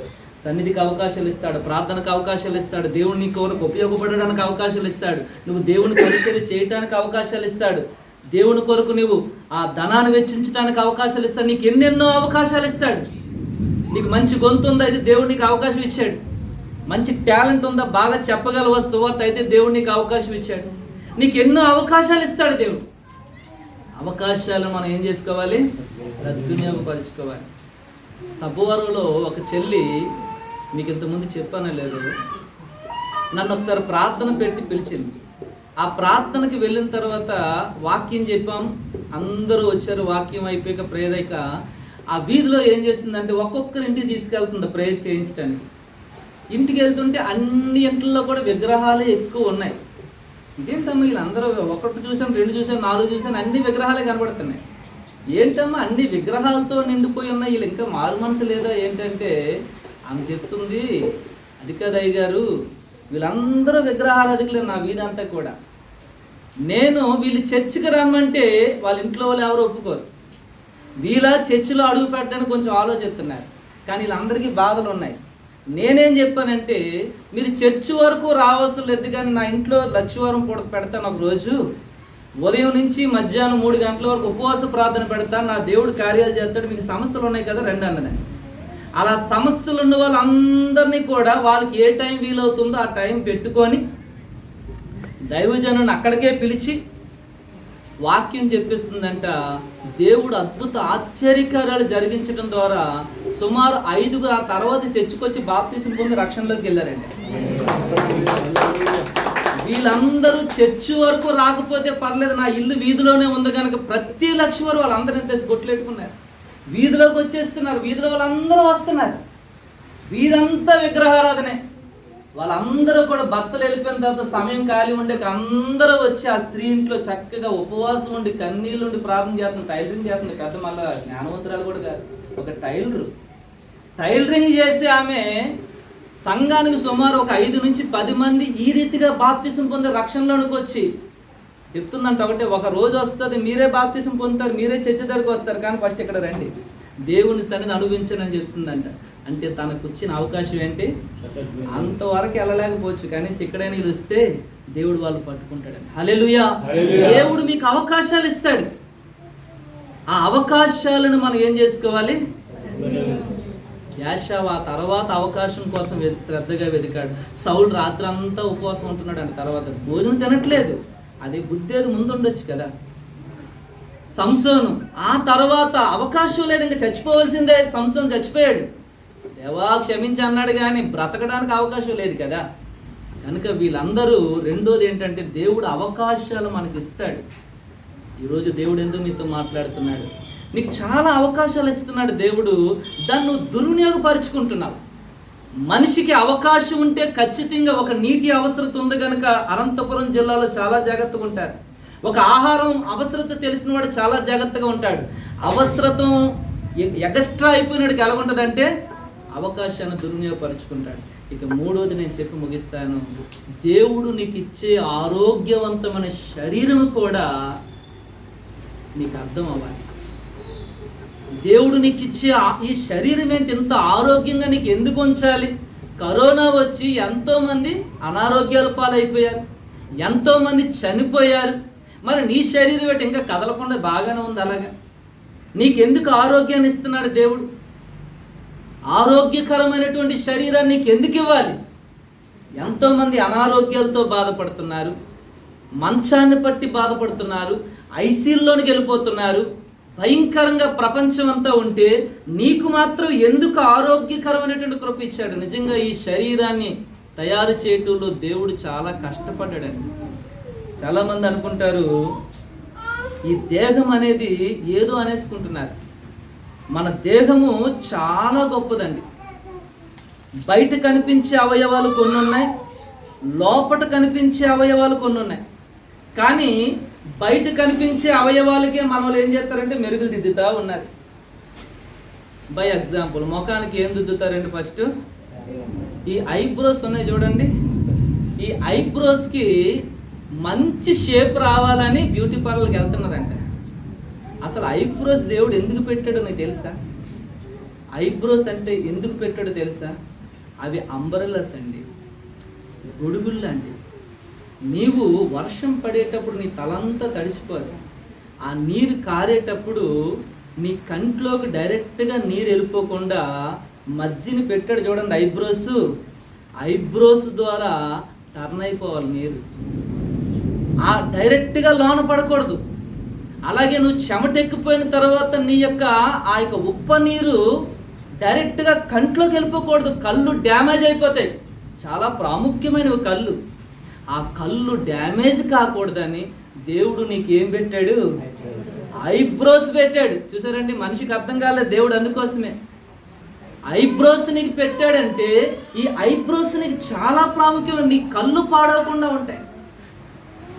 అంత మాత్రమే కాదండి, మన మెదడు ఉందో చూశారు, ఈ మెదడు కూడా చాలా పనిచేస్తుందంట. మెదడు ఒక సెకన్కి 1,00,000 కెమికల్స్ రియాక్షన్స్ తయారు చేస్తుంది. ఒక సెకన్కి 1,00,000 కెమికల్స్ రియాక్షన్, రసాయనిక చర్యలు జరుగుతాయి. మెదడు అలా 1,00,000 రియాక్షన్స్ చేయబట్టే నువ్వు మాట్లాడగలుగుతున్నావు, నువ్వు వినగలుగుతున్నావు, నువ్వు చూడగలుగుతున్నావు. మెదడు కానీ ఒక సెకన్కి 1,00,000 కెమికల్స్ రియాక్షన్స్ చెయ్యకపోతే నీకు అది జరగదు. అంటే మెదడు ఎంత పని చేస్తుందో చూడండి. ఒక మెదడు చేసే పని అంత గొప్పది. అంత మాత్రమే కాదండి, మెదడుకున్న ఒక పవర్ ఉంది.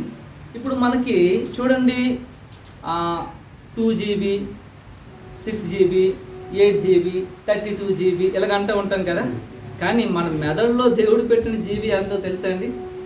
2.5 పెటాబైట్స్ అంటారు. అంటే 1000 GB ఉంటే ఒక 1 TB అంటాం. కానీ 2.5 పెటాబైట్స్ అంటే చాలా ఎక్కువ అండి. అంటే మెదడు అంత స్టోరేజ్ ఉంది ఇక్కడ. నీ 2GB, 3GB అక్కడ సరిపోద్ది, ఇక్కడ 32GB, 1000 GB సరిపోదు. 2.5 పెటాబైట్స్ అంటే ఎంత స్టోరేజ్ పెట్టాడండి ఇది మెదడుకి. హల్లెలూయా, హల్లెలూయా. ఇక గుండె గురించి ఆలోచిస్తే ఛాతి మధ్యలో ఎడమ వైపున ఉండేది గుండె. గుండె ఎక్కడ ఉంటుందండి? ఎడమ వైపు ఉంటుంది. గుండె ఎంత ఉంటుంది? చేతి పిడికిడ ఎంత ఉంటుంది. ఎన్ని గుండెలు ఉంటాయి? ఒకటే. మనిషికి ఒకటే ఉంటుందా? ఎన్ని గుండెలు రా అంటాడు. ఎన్ని గుండెలు ఉండవు, మనిషికి ఒక గుండె ఉంటుంది. అయితే ఈ ఒక గుండె చేసే పని ఏంటో తెలుసా? ఒక నిమిషానికి సుమారు 70 సార్లు పైగా కొట్టుకుంటారు. ఒక రోజుకి 1,00,000 మార్లు పనిచేస్తుందంట గుండె. రోజుకి 1,00,000 మార్లు కొట్టుకుంటారు. ఇక ఒక సంవత్సరానికి చూస్తే కోట్లు దాటుతుంది. ఇక 70 సంవత్సరాలు, 50 సంవత్సరాలు చూస్తే ఎన్నిసార్లు కొట్టుకుంటుందండి గుండె. పనిచేస్తుందా లేదా? గుండె పనిచేస్తుంది, మెదడు పనిచేస్తుంది. ఏది పడితే తినేస్తుంటావు. లోన ఒక వ్యవస్థలు ఉన్నాయి, జీర్ణ వ్యవస్థ ఉంది లోన. ఒక ప్రభుత్వం బాగా పనిచేయాలంటే కొన్ని వ్యవస్థలు ఉంటాయి. ఆర్థిక శాఖ, హోంశాఖ, వ్యవసాయ శాఖ, ఏమండి ఇలా శాఖలు ఉంటాయి. ఆ శాఖలు బాగా పనిచేస్తే ప్రభుత్వం బాగుంది అంటారు ఒక మాట. శాఖలు ఏమని సరిగ్గా పనిచేయలేదనుకో ప్రభుత్వం బాగా పనిచేయాలంటారు. ఒక ప్రభుత్వం పనిచేయాలంటే ఎన్నో వ్యవస్థలు ఉంటాయి. అలాగే నీ శరీరం ఆరోగ్యంగా ఉందంటే ఎన్నో వ్యవస్థలు ఉన్నాయి. అందులో జీర్ణ వ్యవస్థ ఒకటి. పేకలు ముయ్య తినేసి వెళ్ళి పడుకుంటూ పోతాం మనం. కానీ లోనకి వెళ్ళిపోయిన తర్వాత అది జీర్ణ వ్యవస్థ. అది ఎంత చక్కగానండి నిజంగా జీర్ణం అవుతుంది. దేవుడు పెట్టిందండి ఇదంతా కూడా. ఆరోగ్యవంతమైన శరీరం నీకు ఉందంటే లోన ఎన్ని పని చేస్తున్నాయో, ఎంత పని చేస్తున్నాయో చెప్తున్నాను. ఒక సెకండ్కి 1,00,000 పైగా కెమికల్స్ ఇది చేస్తుంది ఇక్కడ మెదడు. గుండె దాని పని అది చేస్తుంది. అలాగే ఏం చెప్పాను? ఐబ్రోస్ కోసం చెప్పాను, జీర్ణ వ్యవస్థ కోసం చెప్తున్నాను. తినేసావు రాత్రి అంతా బాగా, ఉదయానికి అరగకుండా అలాగే ఉండిపోయింది అనుకోండి, కడుపు పట్టుకొని బయటకు వచ్చేది. ఎందుకంటే అరగలేదు. నువ్వు ఏం పడితే తినేస్తుంటావు ఫుల్గా. తినేసి మళ్ళీ ఒక థమ్స్అప్ స్ప్రైట్ తాగేస్తావు. మళ్ళీ ఇష్టమే లోనకు పంపించడమే నీ వంతు. ఎంత తిన్నాను, ఏమి తిన్నాను ఆలోచిస్తావు. కానీ లోనకి అదే అరిగిపోతలేదు అంటావు. అంతే, అదే అరిగిపోతా. లోన వ్యవస్థ పెట్టాడు కదా. నిజంగా దేవుడు ఎంత సిస్టమ్ పెట్టాడో మీకు తెలుసా? చెరుకు రసం కింద పిండేసినట్టుగా లోన పిండేసి ఆ అగ్నిగుండాన్ని పెట్టాడు లోన. అది ఉండబట్టే దర్జాగా తింటున్నాం. ఇవన్నీ దేవుడు పెట్టి అవి ఫంక్షన్స్ లోన ప్రతీదీ పనిచేస్తుందండి. 1 కొరింథీయులకు రాసిన పత్రిక 12వ అధ్యాయంలో ఉంటుంది, దేవుడు ప్రతిదానిని ఒక పని నిమిత్తం చేశాడు. నీ శరీరంలో తల మొదలుకొని అరికాల వరకు ప్రతి దానికి పని ఉంది. అది ఎందుకు పని చేస్తుందంటే దేవుని కొరకు నువ్వు పని చేయాలని. మనిషికి అర్థమవుతుందా? మనిషికి అర్థం కావట్లేదు. దేవుడు పని ఆ తర్వాత చూసుకుందాలండి.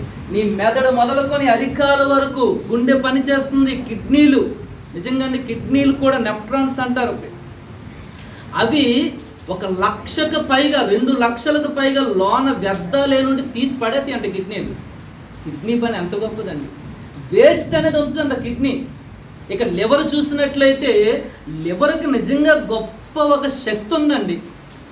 ఏంటి మన లివర్కు ఉన్న శక్తి అంటే దానికి ఏదైనా డ్యామేజ్ వస్తే అదే బాగు చేసుకుంటుందండి. లివర్కు ఉన్న శక్తి ఏంటి? దానికి ఉన్న కెపాసిటీ, దానికి ఏదైనా రిపేర్ అయితే దానికి అదే బాగు చేసుకుంటుంది.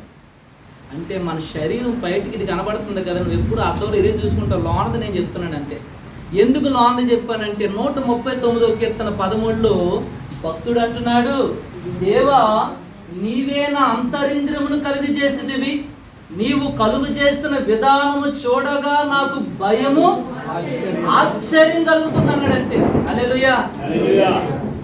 ఇప్పుడు మీకు కొంచెం ఆశ్చర్యం కలిగి ఉంటుంది, భయం కూడా కలిగి ఉంటుంది. ఎందుకంటే ఎంతవరకు తెలియలేదు. ఆ భక్తుడికి కలిగింది, దావీదుకి మనకెందుకు కలగలేదు? మనం ఎలాంటి ఆలోచించాం. ఎప్పుడు కూడా ఐబ్రోస్కి ఏదో రాసేయాలి, లిఫ్ట్కి ఏదో రాసేయాలి, మనకి ఇదే ఆలోచిస్తున్నాం. కానీ లోన్ ఎంత పని చేస్తుందా? జీర్ణ వ్యవస్థ పనిచేస్తుంది, కిడ్నీ పనిచేస్తుంది, గుండె పనిచేస్తుంది. ఇక రక్తం అండి, రక్తము ప్రవాహం ఉంది కదా, దీని దూరం ఎంతో తెలుసా అండి? సుమారు రోజుకి 19,000 కిలోమీటర్ల రక్తం ప్రవాహం అంట. మనకి లెక్కేస్తే రోజుకి 19,000 అంటే ఇండియా నుంచి అమెరికా దాటిపోవాలి.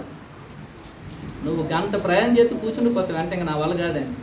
ఎన్ని గంటలు అంటే రోజుకి రక్తం 19,000 కిలోమీటర్లు. నీ బాడీలో ఎన్ని పని చేస్తున్నాయి ఇప్పుడు నీకు అర్థమైందా? నీ బాడీలో పైనుంచి కింద వరకు ఈ దేహాన్ని ఎంతగా దేవుడు డిజైన్ చేశాడు. నీ కన్ను మొదలుకొని ప్రతి ఒక్కటి కూడా దేవుడు ఎందుకు చేశాడంటే అవన్నీ పనిలో ఉన్నాయి. బాగా గుర్తుపెట్టుకోవాలి.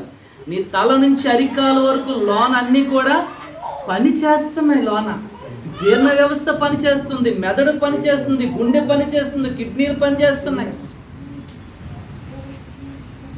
44 యెషయా గ్రంథం 2వ వచనం ఒకసారి చూడండి. చివరి మాట చదివి ముగిస్తాను. 3వదిగా దేహం ఆరోగ్యవంతమైన దేహాన్ని నీకు ఎందుకు ఉంచాడంటే ఆయనకి నువ్వు ఉపయోగపడాలి. చదవండి. నిన్ను సృష్టించి గర్భములో నిన్ను నిర్మించి, తల్లి గర్భములో నిన్ను నిర్మించాడంట. నిన్ను సృష్టించాడు. అందుకోసం ఆయనకు వదులుకోవడం ఇష్టం లేదు. అర్థమైందా? దేవుడు ఎందుకు ఎప్పుడో వదిలించుకోవాలి. నేను చంపాలంటే క్షణం చాలు దేవుడికి. కానీ వదులుకోవడానికి ఆయనకి ఎన్ని సంవత్సరాలు పడుతుంది? ఆయుష్కాలం ఇస్తూనే ఉన్నాడు ఆయన. చంపాలంటే ఒక క్షణం చాలు, కానీ ఆయుష్కాలం ఇస్తున్నాడు. చదువునాను. నిన్ను సృష్టించి గర్భములో నిన్ను నిర్మించి, ఈ పాయింట్ కేర్చండి, చెప్తే నేను ముగిస్తాను. గర్భములో నిన్ను నిర్మించి నీకు సహాయము చేయుచున్నాడు అంట దేవుడు. ఆలోచిస్తారా? బైబిల్ అలా చదవాలి. గర్భములో మనల్ని నిర్మించి మనకు సహాయం చేశాడు దేవుడు. అదేంటండి, బయటకు వచ్చాక కదా ఇల్లు కట్టుకోవడానికి సహాయం చేశాడు, పిల్లలకు పెళ్లి చేయడానికి సహాయం చేశాడు, అప్పు తీర్చడానికి సహాయం చేశాడు, ఇవన్నీ సహాయం చేశాడని నీకు తెలుసు. కానీ గర్భములో నిన్ను నిర్మించి నీకు సహాయం చేశాడంట. గర్భములో నిర్మించి నాకు ఏంటి ప్రభా నువ్వు సహాయం చేశావు చెప్పు ఒకసారి. 9 నెలలు మా అమ్మగారు గర్భంలో ఉన్నాను. ఏమండి అంటే దీని ఇంతటికీ మన జన్మ వెనక ఇప్పుడు ఎవరు కారణం? గట్టిగా చెప్పండి అమ్మా. అమ్మ, నాన్న, మన జన్మ ఎవరు బట్టి వచ్చింది? అమ్మని బట్టి వచ్చిందా? అమ్మకి ఏమి తెలియదు పాపం. 9 నెలలు అలా కడుపు వేసుకొని అడిగి తిరగడం కనిపించి పాపం ఏం జరుగుతుందో తెలియదు. ఒరే నేను ఆడపిల్ల అనుకున్నాను రా, నువ్వు అనుకోలేదురా, నువ్వు పుట్టిసావు అంటదంట అమ్మ. అంటే అమ్మకి తెలీదా నువ్వు పుట్టేటప్పుడు లోన? తెలీదు. ఒరే నేను ఆడపిల్ల అనుకున్నాను రా, నువ్వు అనుకోలేదురా అంటారు. అమ్మకి నువ్వు లోన ఏమో ఎవరో మా ఆడో మగ కూడా తెలియదు అమ్మకి నువ్వు బయటకు వచ్చేంత వరకు. పోనీ నేను మీ నాన్నకేమో తెలుసు అనుకుంటే ఆయనకి అసలు తెలియదు. ఆయనకి లోన హాస్పిటల్ దీనికి తీసుకెళ్తే ఇతను బయట టెన్షన్గా తిరిగేస్తుంటాడు. ఈయనేదో డాక్టర్ లాగా ఈయనేదో ఆపరేషన్ చేసేసాడు. ఈయన పోషిస్తే బాగుంది, పోషిస్తే ఏముంటుంది అనుకుంటే అది వేరే విషయం. అయితే ఈయన ఏం చేస్తున్నాడు, ఈయనకేం తెలుసు అంటే ఆయనకు అసలు తెలియదు. నువ్వు తల్లి గర్భములో ఉన్నప్పుడు ఏంటో ఎందుకంటే మీరు ఎంత టెన్షన్ పడుతుందంటే, ఉండదేంటండి టెన్షన్ అంటాడు. ఏంటంటే మగబిడ్డ పుట్టాడు అనుకో, ఓ తల పైకి ఎత్తుతాడు, మీసం మిలేస్తాడు, తిండ్రా స్వీట్ అంటాడు. ఏం మగబిడ్డ అంటే అంతేదా, చాలా సంతోషపడిపోతూ ఉంటాడు. ఆడపిల్ల అనగానే తల కింద దించేస్తాడు. మరి ఇదో జబ్బు ఉంది కొంతమందికి. ఆడపిల్ల అనగానే ఎంతో మందికి ఎన్నో విధాలుగా ప్రయత్నాలు చేసి డాక్టర్ల దగ్గరికి ఇవి మందులు వాడిన గర్భఫలం లేక బాధపడుతున్నారు ఉంటే, నీకు ఎవరిలోగా ఇస్తున్నాడు కదా దేవుడు, ఇచ్చిన దాన్ని బట్టి నీకు తృప్తి ఉండదా? కనుక తల్లిదండ్రుల ప్రమేయం వల్ల మనం పుట్టట్లేదు, గుర్తుపెట్టుకోండి. వైద్య శాస్త్రం బట్టి వాళ్ళు ఏదో మందులు ఇస్తే పుట్టట్లేదు, మన పుట్టుకు కారణం దేవుడే. తల్లి గర్భములో నిన్ను నిర్మించి నీకు సహాయం చేస్తున్నాడు. అంటే ఏంటో సహాయం చెప్తాను వినండి. మన తల్లి గర్భం అనేది ఒక చిన్న నీటి తొట్టి అండి, దాన్నే ఉమ్మనీరు అంటారు.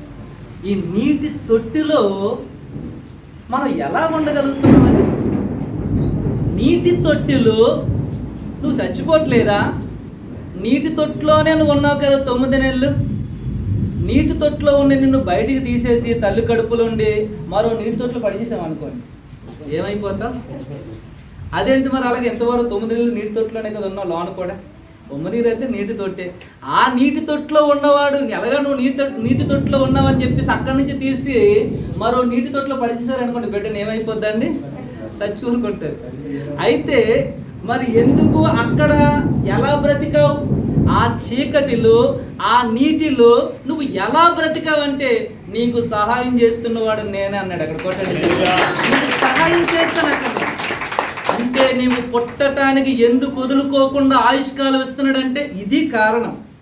నువ్వు తల్లి గర్భములో ఉన్నప్పుడు నీకు సహాయం చేశాడంటే ఆయన నిన్ను కాపాడుకున్నాడు. ఆ నీటి తొట్టులో నీకు ఊపిరలగాడింది, నేను కాపాడుకున్నాను నాన్న, నేను నిన్ను సంరక్షించుకున్నాను నాన్న. నీకు ఆ చీకటిలో నేనే నిన్ను కాపాడాను. అసలు నువ్వు తల్లి గర్భములో ఆ పిండం అనగానే ఏదో పిండకూడ అనుకోకండి. పిండం అనగానే ఏంటో తెలుసా? మనం మాట్లాడేటప్పుడు నీటి తుప్పరు లాంటివి వస్తాయి. మనం మాట్లాడేటప్పుడు ఆ ఒక నీటి తుప్పర 1,00,000 భాగాలు చేస్తే అది పిండం, ఒక భాగం పిండం. అంటే పిండం అనగా తల్లి గర్భంలో పిండం అనగా వాక్యం ఉంటుంది, నీవు పిండముగా రూపింపబడక మునిపే నేను నిన్ను చూశాను అంటాడు కదా. పిండం అంటే మనం మాట్లాడేటప్పుడు నీటి తుప్పర్లు వస్తాయి. ఒక తుప్పరిని 1,00,000 భాగాలు చేస్తే ఆ ఒక్క భాగమే నువ్వు. అప్పుడు చూశాడంటే దేవుడు నిన్ను, అంటే నువ్వు కంటికి కనిపించలేని సూక్ష్మ కణం. నిన్ను కాపాడుకోవాలనుకున్నాడు, భూమి మీదకి తేవాలనుకున్నాడు, తన ఇష్టాన్ని నీ జీవితంలో నెరవేర్చుకోవాలనుకున్నాడు. విషయాన్ని గుర్తుపెట్టుకోండి. మన జన్మ వెనక దేవుడు పడిన కష్టం, దేవుని లెక్కల్లో మనం ఉన్నాం కనుక ఈ జన్మ వచ్చింది. దేవుని దృష్టిలో మనం ఉన్నాం కనుక ఈ జన్మ వచ్చింది. దేవుడి మనస్సులో నీకు చోటు ఉంది కనుక ఈ జన్మ వచ్చింది. ఈ జన్మను మనం ఎంత జాగ్రత్తగా వాడాలో ఆలోచించండి. లేచి నిలబడదాం, ప్రార్థన చేద్దాం. నా సమయం తక్కువ ఉంది. ఇంకా ప్రభు చర్చతో మరొకసారి ఉన్నతమైన విషయాలు నేను చెబుతాను. అందరూ కూడా లేచి నిలబడి ప్రార్థన చేద్దాం. నీకు ఆయుష్కాలాన్ని ఇస్తున్నాడంటే దానికి కారణం నిన్ను వదులుకోవడం దేవుడికి ఇష్టం లేదు. నీకు అవకాశాలు ఇస్తున్నాడంటే దానికి కారణం నీకు ఇస్తున్న సమయం చాలా విలువైనది. ఆ తర్వాత నీకు అవకాశం రాదు. ఇప్పుడు నీకు అవకాశం ఉంది. నిజంగా అండి, అవకాశం ఉన్నప్పుడే. ఆ మధ్య ఒక వ్యక్తి, ఒక కుర్రవాడు, యవనస్తుడికి ఉన్నటువంటి బాధ ఏంటంటే, ఒక పెద్ద కటౌట్ కట్టాడంట, సినిమా హీరోది. వినండి, ఈ మాట చెప్తాను. ఆ కటౌట్ కడుతూ ఆ మెడలో దండ వేసేద్దాం అనుకున్నాడంట. ఆ దండ వేసేద్దాం అనే సమయంలో పడిపోయాడంట, జారిపోయి. నిజమైన మనిషికి కాదు, కటౌట్కి దండ వేద్దామని కిందన పడ్డాడు. కిందన పడిన తర్వాత హాస్పిటల్లో జాయిన్ చేశారు. వెన్నుపోసు ఇరిగిపోయింది. అరే నాన్న, నీకేమో నీ కింద భాగం ఏమైనా స్పర్శ కనబడుతుందా అని అడిగారంట. నాకు ఇదేమీ కింద లేదంటే, ఎంతవరకే నాకు స్పర్శ కనబడుతుంది అన్నాడంట. 1, 2 కూడా కష్టం, గొట్టాలే పెట్టారు. ఇప్పుడు ఆడికి సేవలు చేయాలి. ఇప్పుడు ఏమనుకుంటాడో తెలుసండి, బ్రతికినంత కాలం కటౌట్ కట్టకపోయినా బాగున్నాను, కటౌట్ కట్టకపోయినా బాగున్నా, అనవసరంగా ఇప్పుడు ఇక్కడికి వస్తుంది. అది అవకాశం ఉన్నప్పుడు తెలియదు, అవకాశం పోయిన తర్వాత నీకు తెలుస్తుంది. కళ్ళు మూసుకోండి, ప్రార్థన చేద్దాం. నీకు అవకాశాలు ఇస్తున్నాడు దేవుడు, సద్వినియోగపరచుకో. అవకాశం దాటిపోయిన తర్వాత మనిషి ఆలోచిస్తాడండి. అప్పుడు అలా యాషావు ఆలోచించాడు, సంసోను ఆలోచించాడు, సౌలు ఆలోచించాడు, కన్నీళ్లు కార్చారు, ఉపవాసాలు ఉన్నారు, దేవుడు కొడుకు అంగలార్చారు, కానీ అవకాశం లేదు. ఆయుష్కాలాన్ని పొడిగిస్తున్నాడంటే నిన్ను వదులుకోవడం ఆయనకి ఇష్టం లేదు. అవకాశాలు ఇస్తున్నాడంటే నిన్ను ఆయన ఆనందపడాలని, నీ జీవితం ద్వారా అనేకులు ఆశీర్వదించబడాలని కోరుకుంటున్నాడు. అలా దావీదు బ్రతికాడు, అబ్రహాం బ్రతికాడు దేవుని ఆశయాలను కోరికలను నెరవేర్చటానికి. ఇక మూడవదిగా, నీకు ఇచ్చిన ఆరోగ్యవంతమైన శరీరం ముందు చూడు, ఎంతో మంది బలహీనతలతో బాధపడుతున్నారు, అనారోగ్యాలతో బాధపడుతున్నారు. వారి జీవితాల్లో తల నుంచి అరికాల వరకు ఏదో వేదనతో బాధపడుతున్నారు. కానీ నీ శరీరంలో మెదడు పనిచేస్తుంది, కిడ్నీలు పనిచేస్తుంది, లివర్ పనిచేస్తుంది, గుండె పనిచేస్తుంది, రక్తం ప్రతి అవయవము పనిచేస్తుంది. బయట అవయవాలు పనిచేస్తున్నాయి, లోపల అవయవాలు పనిచేస్తున్నాయి. ఎందుకు నీ శరీరం ఎంతగా పనిచేస్తుందంటే దేవుడి కొరకు నువ్వు పని చేయాలి. దేవుడి కొరకు నువ్వు పని చేయటానికి నీ శరీరమే చెప్తుందండి, ఆగకుండా పనిచేస్తున్నాయి అవన్నీ కూడా. 12 కొరింథీ పత్రికలు ఉంటుంది, మొదటి కొరింథీలో, నీ దేహంలో ప్రతి అవయము కూడా ఒక పని నిమిత్తం దేవుడు చేశాడు. ఎందుకు దేవా నా అవయవాలు ఎంత బాగా ఎంత చక్కగా పనిచేస్తున్నాయి అంటే, నా బిడ్డ నీవు నా పని చేయటానికి నీకు ఆరోగ్యవంతమైన కృప ఇచ్చాను. నువ్వు చక్కగా తిను, చక్కగా బ్రతుకు, నీకు అన్ని సదుపాయాలను దేవుడు ఇస్తున్నాడు. ఎందుకంటే నీవు ఆయన పని చేయాలని. ఆయన పని నిర్లక్ష్యం చేస్తున్నావా? ఆయన పని అంటే నీకు ఆయాసంగా ఉందా? దేవుని సన్నిధి అంటే ఆయాసంగా ఉందా? ఈరోజు నీకు ఇస్తున్న అవకాశాలు చాలా గొప్పవి. నీ తోటి వారికి లేని అవకాశాలు నీకు ఇస్తున్నాడు, నీ తోటి వారికి లేని జ్ఞానాన్ని నీకు ఇస్తున్నాడు, నీ తోటి వారికి లేని తలాంతులు నీకు ఇస్తున్నాడు. ఈరోజు నీవు అనుభవిస్తున్న ప్రతి ఆనందం వెనకది దేవుడు నీకు ఇస్తున్న అవకాశం. ప్రతి ఆనందం వెనకది దేవుడు నీకు ఇస్తున్న అవకాశం. గుర్తుపెట్టుకోవాలి, ఆనందం వెనక అవకాశాలు ఇస్తున్నాడంటే నీ విషయంలో ఆయన చాలా ఆశయాలు కలిగి ఉన్నాడు. అందుకొరకే నీకు ఇంకా ఆరోగ్యాన్ని భూమి మీద ఇస్తున్నాడు. మూడోదిగా, దేవుడు అంటే మనిషికి అర్థం కాలేదు ఈ 3 విషయాలు. అవకాశాలు ఇస్తున్నాడు కానీ వాటిని దుర్వినియోగం చేసుకుంటున్నాడు అంటే దేవుడు అర్థం కాలేదు. ఆరోగ్యవంతమైన శరీరం అని కలిగి ఉన్నాడు కానీ ఇది ఎందుకు నాకు ఈ ఆరోగ్యవంతమైన శరీరం, ఇందులో ఎన్నో వ్యవస్థలు పనిచేస్తున్నాయి, ఆగకుండా విరామము లేకుండా, ఎందుకనేది మనిషికి అర్థం కావటం లేదు. ఆయుష్కాలను పొడిగిస్తున్నాడంటే ఎందుకు ఈ ఆయుష్కాలం నాకు ఇస్తున్నాడని మనిషికి అర్థం కాలేదండి. ఈ రోజు నేను చెప్పినంత వరకు ప్రపంచంలో అనేక మందికి ఈ విషయం అర్థం కాలేదు. బర్త్డే అంటే బర్త్డే చేసుకుంటున్నారు కానీ ఆయుష్కాలాన్ని పొడిగిస్తున్నాడంటే నిన్ను వదులుకోవడం దేవుడికి ఇష్టం లేదు. ఎందుకో నిన్ను ఇంకా ఆయన ఆశపడుతున్నాడు. ఆయన ఉద్దేశాలు నీ జీవితంలో నెరవేరాలని ఒక సంకల్పంతో ఆయన నీ వైపు చూస్తున్నాడు. చేతులు 2 నీ వైపు చూపి ఆయన ఆశపడుతున్నాడు. నీ చేతులు ఆయన వైపు చాపుదామా ఈ రాత్రి? ప్రభువా, నీ చేతులు ఆయన వైపు చాపుదామా? ఒక నిమిషంలో ఆయన ముగిస్తాను. చేతులు వైపు చాపి, దేవా నిజమే తండ్రి, నీవు నాకు అవకాశాలు ఇస్తున్నావు. ఈరోజు నాకు మంచి తలాంతులు ఇస్తున్నావు, మంచి జ్ఞానాన్ని ఇస్తున్నావు.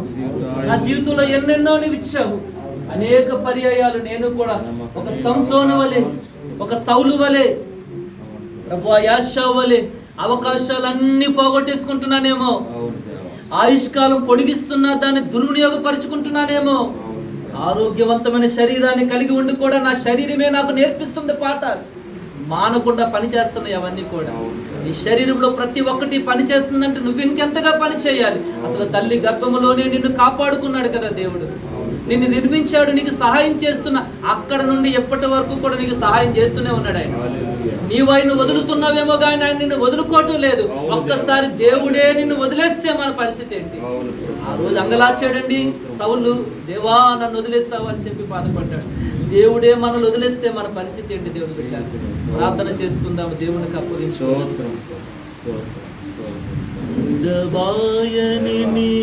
కృప నన్ను విడువదు ఎన్నటికీ, ఎడబాయని నీ కృప నన్ను విడువదు ఎన్నటికీ. యేసయ్యా నీ ప్రేమానురాగం నన్ను అనుక్షణం, యేసయ్యా నీ కాయును అనుక్షణం ఎడబాయని నీ కృపా నన్ను విడువదు ఎన్నటికీ శోకపు లోయలలో కష్టాల కడగండ్లలో కడలేని కడలిలో నిరాశ నిస్పృహలో అర్థమే కాని జీవితం ఇక వ్యర్థమని నేననుకొనగా అర్థమే కాని జీవితం ఇక వ్యర్థమని నేననుకొనగా కృపా కనికరము గల దేవా నా కష్టాల కడలిని దాటించితివి కృపా కనికరము గల దేవా నా కష్టాల కడలిని దాటించితివి నీ కష్టాల కడలిని దాటించాడంటే ఆయన నిన్ను వదులుకోవడం ఇష్టం లేదు. శోకపు సముద్రంలో ఉన్నప్పుడు ఆయన నిన్ను జ్ఞాపకం చేసుకున్నాడు. తల్లి గర్భములో ఉన్నప్పుడే నిన్ను జ్ఞాపకం చేసుకున్నాడు. క్షణము వదలకుండా నీకు సహాయం చేస్తున్నాడు. ఎప్పటికీ కూడా అవకాశాలు నీకు ఇస్తున్నాడు. ఎప్పటికీ నీ జీవితంలో వదులుకోవడం ఆయనకి ఇష్టం. ఎన్నో మార్లు నువ్వు వదిలేస్తావు, నువ్వు నిర్లక్ష్యపరిచావు, నువ్వు దేవుని తృణీకరించావు. కానీ దేవుడే నేను వదిలేస్తే నీ గతి ఏంటి? కనుక దేవునికి అప్పగించుకుందాం. చేతులు జోడించి తలలు వంచి నిండు మనసుతో ప్రభువా ఆయుష్కాలాన్ని ఇస్తున్నావు, ఆరోగ్యవంతమైన శరీరాన్ని ఇస్తున్నావు, ఎన్నో అవకాశాలు ఇస్తున్నావు. దేవుడు అంటే ఏంటో ఎప్పటికీ నాకు అర్థమయ్యేటట్టుగా నీవు నాకు బోధించావు. ఈ రాత్రి నీవు నాతో మాట్లాడావు తండ్రి. ఈ మాటను బట్టి నా బ్రతుకును నేను దిద్దుకుంటాను, నా స్వభావాన్ని నేను దిద్దుకుంటాను. నాతోనే మాట్లాడుతున్నావు ఈ మాటలు ప్రభువా. అయ్యా నాతో మాట్లాడుతున్నావు. నీకు అవకాశాలు ఇస్తుండగా ఈ రోజే నీ దినం అనుకో, ఇదే నీకు ఆఖరి దినం. అందుకే నీకు డెడ్ లైన్ పెట్టాడు దేవుడు. నీవించిన దినాలు ఉన్నాయి, అది ఏ రోజు నీకు చెప్పలేదు. బర్త్డే చెప్పాడు కానీ డెత్ డే చెప్పలేదు. ఎందుకంటే ప్రతి దినం అది నీకు ఆఖరి దినం అనుకోవాలి. దేవుని కొరకు నీ జీవితాన్ని దిద్దుకోవాలి. మారు మనసు పొందడానికి అవకాశం ఇస్తున్నాడు, బాప్తిసం పొందడానికి అవకాశం ఇస్తున్నాడు, ఆత్మతో నిండుకోవడానికి అవకాశం ఇస్తున్నాడు, దేవుడి పరిచర్యలో ఉపయోగపడడానికి అవకాశం ఇస్తున్నాడు. అన్ని విధాలా నీకు అవకాశాలు ఇస్తున్నాడు. What about you? ఏం చేస్తున్నావు? ప్రార్థన చేద్దామా? దేవునికి అప్పగించు.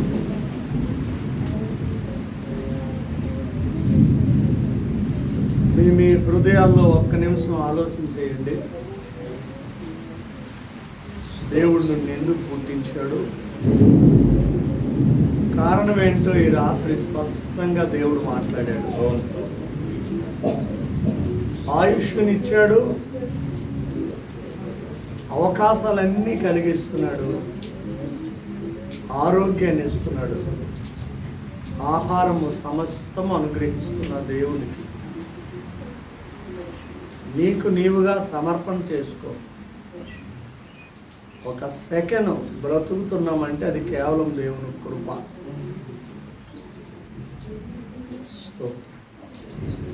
ప్రార్థన. మహాపరిశుద్ధుడు అయిన మా ప్రియ పరలోకపు తండ్రి, పిండముగా మేము ఉన్నప్పుడే నీ కన్నులు మమ్మల్ని చూస్తున్నాయి. మా హృదయ అంతరింద్రియములను ఎరిగిన దేవుడు ప్రభువా, ఈ రాత్రి ఇదిగో నీ దాసులు తీసుకొని వచ్చి ఈ కుమార్తె ప్రైజ్ జన్మదిన సందర్భంగా అనేక విషయాలు మీరు మాతో మాట్లాడారు. ఒక పేషెంట్ దగ్గర వైద్యుడు ఉన్నప్పుడు ఏ విధంగా పర్టిక్యులర్గా వివరిస్తున్నాడు, ఒక స్టూడెంట్ దగ్గర ఒక మాస్టర్ ఉన్నప్పుడు ఏ విధంగా బోధిస్తాడు. ఇదిగో నీ బిడ్డల మధ్యలో నీ సేవకుడు నిలబెట్టి మా అందరికీ అర్థమయ్యే రీతిలో మీరు బోధించారు.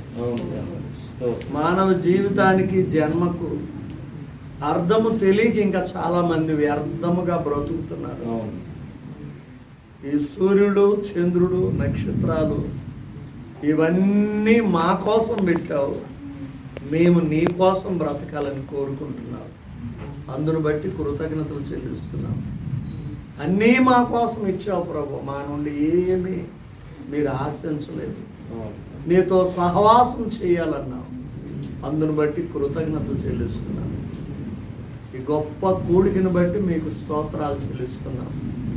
మంచి వాతావరణం ఇచ్చి వాతావరణం అంతటినీ చల్లదనం చేసి నీ మెల్లని స్వరాన్ని మీరు మాకు అందించినందుకు, సుడిగాలిలో నుండి యోబుతో మాట్లాడినట్లు మాతో మాట్లాడినందుకు మీకు కృతజ్ఞతలు చెల్లిస్తూ, పరిచర్య చేసిన ఈ దాసుని ఇంకను అభిషేకించండి, తనతో వచ్చిన కుమారుణ్ణి దీవించండి. ప్రార్థనలో, ఆరాధనలో, కీర్తనల్లో పాల్గొని నీ దాసుడు వారి కుమారులను దీవించండి. ఇదిగో వచ్చిన ప్రజలందరి మీదకి నీ ఆశీర్వాదం పంపండి. ఇదిగో వచ్చి దీవించి వెళ్ళిన జాయ్ గారు, తన భార్య బిడ్డలను కూడా ఆశీర్వదించండి. సేవకురాల్లో ఉన్న బలహీనతలు తొలగించండి. ఈ దాసులు ఎలీషా గారు భార్యలో ఉన్న బలహీనతను కూడా తొలగించి స్వస్థపరచండి. ఇదిగో నీ దాసులు ప్రసన్న గారు తన తల్లి గారిని, సంఘాన్ని బలపరచు. ఇదిగో గుడ్ సామరిటన్ సంఘము చుట్టూ నీ పరిశుద్ధ కంచెను ఉంచండి. ఇదిగో నీ పాద ధూళిని, కుడి పాదమును స్వస్థపరచునాయన. సంకీర్తనని ఇంకా దీవించునాయన. ఏదైతే వాగ్దానాలు ఇచ్చే వాక్యములో నుండి ఏ ఏ విషయాలు తన హృదయాన్ని తాకాయో, వాక్యానుసారమైన జీవితం, సాక్షిగా నిలబడే బ్రతుకు అనుగ్రహించు. అభిషేకుని కూడా జ్ఞాపకం చేసుకుని దీవించు. వచ్చిన వారందరి మీదకి నీ ఆశీర్వాదాలు పంపండి. ఇదిగో పసిబిడ్డలను, వారి తల్లులను, వృద్ధులను కూడా దీవించు. ఎవరినను బలపరచు, మీరే మట్టి పొందండి. ప్రేమ విందు కార్యక్రమములు కూడా మీరే నడిపించి ఆ పరిచర్యలు అందించిన వారందరినీ ఆస్వాదించి తిరిగి మరలా మేము క్షేమముగా చేరుకున్న వరకు వాతావరణం సమస్తం మీ స్వాధీనంలో ఉంచుకొని మీరే మట్టి. ఇదిగో నీ దాసులు ఏర్పాటు చేసిన 7 దినాలు మరి ప్రభు ఆ యొక్క పండగలలో మీరే సహాయం చేయండి, కార్యాలు జరిగించండి. దాసులందరినీ అభిషేకించి వాడుకోండి. అనేక సంఘాలు కూడి ఉజ్జీవం రావడానికి మీ కృప దయచేసి మీరే మహిమ పొందుతున్నారు. ఈ గొప్ప భాగ్యాన్ని పోగొట్టుకున్న వారందరినీ క్షమించి మరొక అవకాశం కలిగించండి. క్రీస్తు యేసు పరిశుద్ధ నామములో ఈ ప్రార్థన మీకు అప్పగిస్తున్నాము తండ్రి. ఆమేన్. తండ్రి అయిన దేవుని ప్రేమ, కుమారుడైన యేసు క్రీస్తు కృప, పరిశుద్ధాత్మ అన్యోన్య సహవాసము సన్నిధి కూడి ఉన్న మనందరకు, సర్వలోక పరిశుద్ధులకు, మన మధ్యలోనికి వచ్చి పరిచర్యలు అందించిన దాసులకు సదాకాలము తోడై ఉండి నడిపించునుగాక. ఆమేన్. యేసు రక్తమే జయం, ప్రభు యేసు రక్తమే జయం, ప్రభు యేసు నామమున సంపూర్ణ విజయం. పాడొచ్చు, అందరూ పాడొచ్చు గట్టిగా.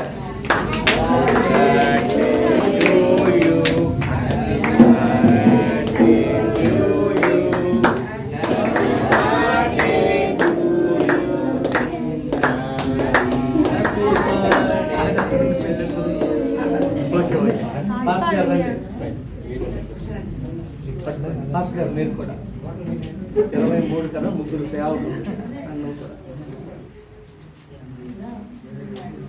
పాడండి పాడండి. Happy birthday to you.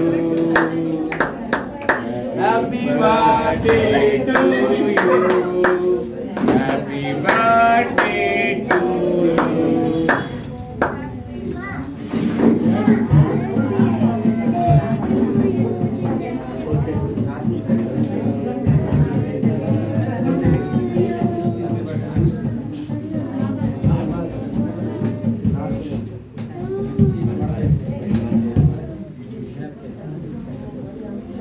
Photo photo photo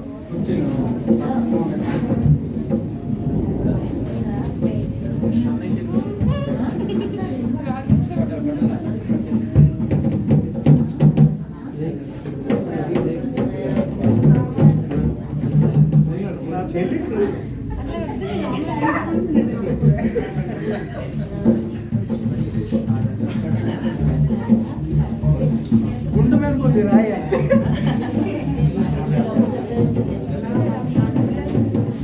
సరే ప్రార్థన చేసుకుందామండి. అంటే మొత్తం అంతా అయిపోయింది. మరి దేని కొరకు కూడా కదా ఇంకా ఎవరు తినిపించాలన్నా తర్వాత తినిపించండి. అమ్మో యూత్ వారు గిఫ్ట్ పట్టుకొచ్చారంట. ఒకసారి గట్టిగా కొట్టండి. సంఘం పేరెంట్స్ ఓకే ఓకే రండమ్మా యూత్ వాళ్ళు.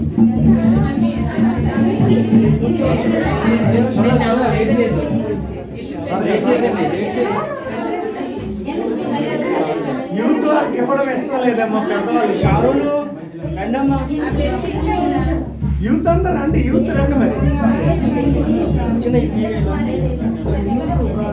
అమ్మా మన యూత్ లేరా?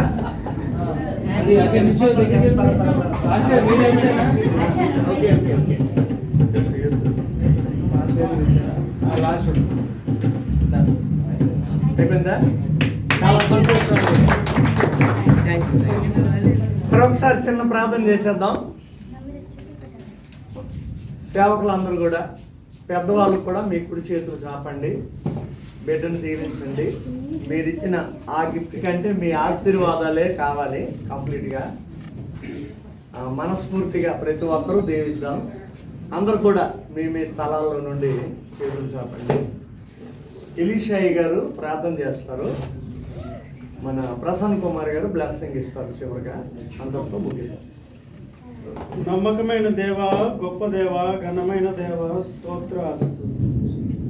ఈ రాత్రి వేళలో కృపా సింహాసనమైన మీ పాదాలు సమర్పించి నాయనా మీ నామంలో ప్రార్థన చేయడానికి మీరు ఇచ్చిన ధన్యతను బట్టి స్తోత్రాలు. ఇదిగో నీ దాసుల్ని నీ దాసురాన్ని ప్రేమించి ఇచ్చిన కుమార్తెని మీరు జ్ఞాపకం చేసుకున్నారు. పిన్నలనేమి పెద్దలనేమి తన యందు భయభక్తులు గల వారిని ఎక్కువ ఆశ్రయించను. మిమ్మల్ని మీ పిల్లల్ని వృద్ధి పొందించిన భూమి ఆకాశంలో సృజించిన ఎక్కువ చేత మీరు ఆశీర్వదింపబడిన వారిని మాటను బట్టి స్తోత్రాలు. 23 సంవత్సరాలు దయగలిగిన మీ హస్తాల్లో భద్రపరిచారు. 24వ సంవత్సరంలో ప్రవేశింపచేసిన విధానం కొరకే వందనాలు. నా వల్ల నీకు దీర్ఘాయువుడు కలుగును, నీవు జీవించిన సంవత్సరంలో అధికమగును నా మాటను బట్టి స్తోత్రాలు. సంవత్సరాది మొదలుకొని సంవత్సరంతో వరకు నీ కనుదృష్టి ఉంచండి. నీ కృపలో భద్రపరచమని అడుగుచున్నాను. నాయన కృప చూపించండి, కనికరించండి. నీ నామ మహిమార్థం ఓడుకోనండి. ప్రత్యేకంగా ఈ జన్మదిన వేడుకల్లో ఎంతమంది అయితే పాల్పంచుకున్నారో వారందరినీ నిండారుగా మీరు దీవించండి. వాక్యం ద్వారా ఎంతవరకు మాలో ఉన్న లోపమేదో మాకు తెలియజేశారు. ప్రభువా సరిచేసుకొని నీకు అంగీకృతమైన జీవితాన్ని జీవించడానికి కృపనివ్వండి.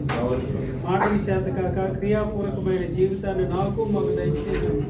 మీరే ఘనత మహిమా ప్రభావంతరని బిడ్డను మీరు జ్ఞాపకం చేసుకోండి. తన పట్ల మీ చిత్తమేమై ఉందో నీ చిత్తానుసారంగా నీ ఉద్దేశం ప్రకారంగా నడిపించమని మీరే ఘనత మహిమా ప్రభావం ఉందమని నా ప్రభువైన యేసుక్రీస్తు వారి సర్వశక్తిగల నామములో ప్రార్థన చేసి స్తుతించి అడిగి వేడుకొంచున్నాం తండ్రి. ఆమేన్. మన తండ్రి అయిన దేవుని యొక్క ప్రభువైన యేసుక్రీస్తు వారి యొక్క పరిశుద్ధాత్మ దేవుని యొక్క సన్నిధి, కృప, కాపుదల, సంరక్షణ, ఆత్మ సన్నిధి, కృపా సన్నిధి నూతన సంవత్సరంలో అడుగుపెట్టిన సంకీర్తనకు సంపూర్ణంగా తోడును నడిపించును గాక. ఆమేన్. అందరికీ ప్రైజ్ ది లార్డ్. వచ్చిన మీ అందరికీ వందనాలు.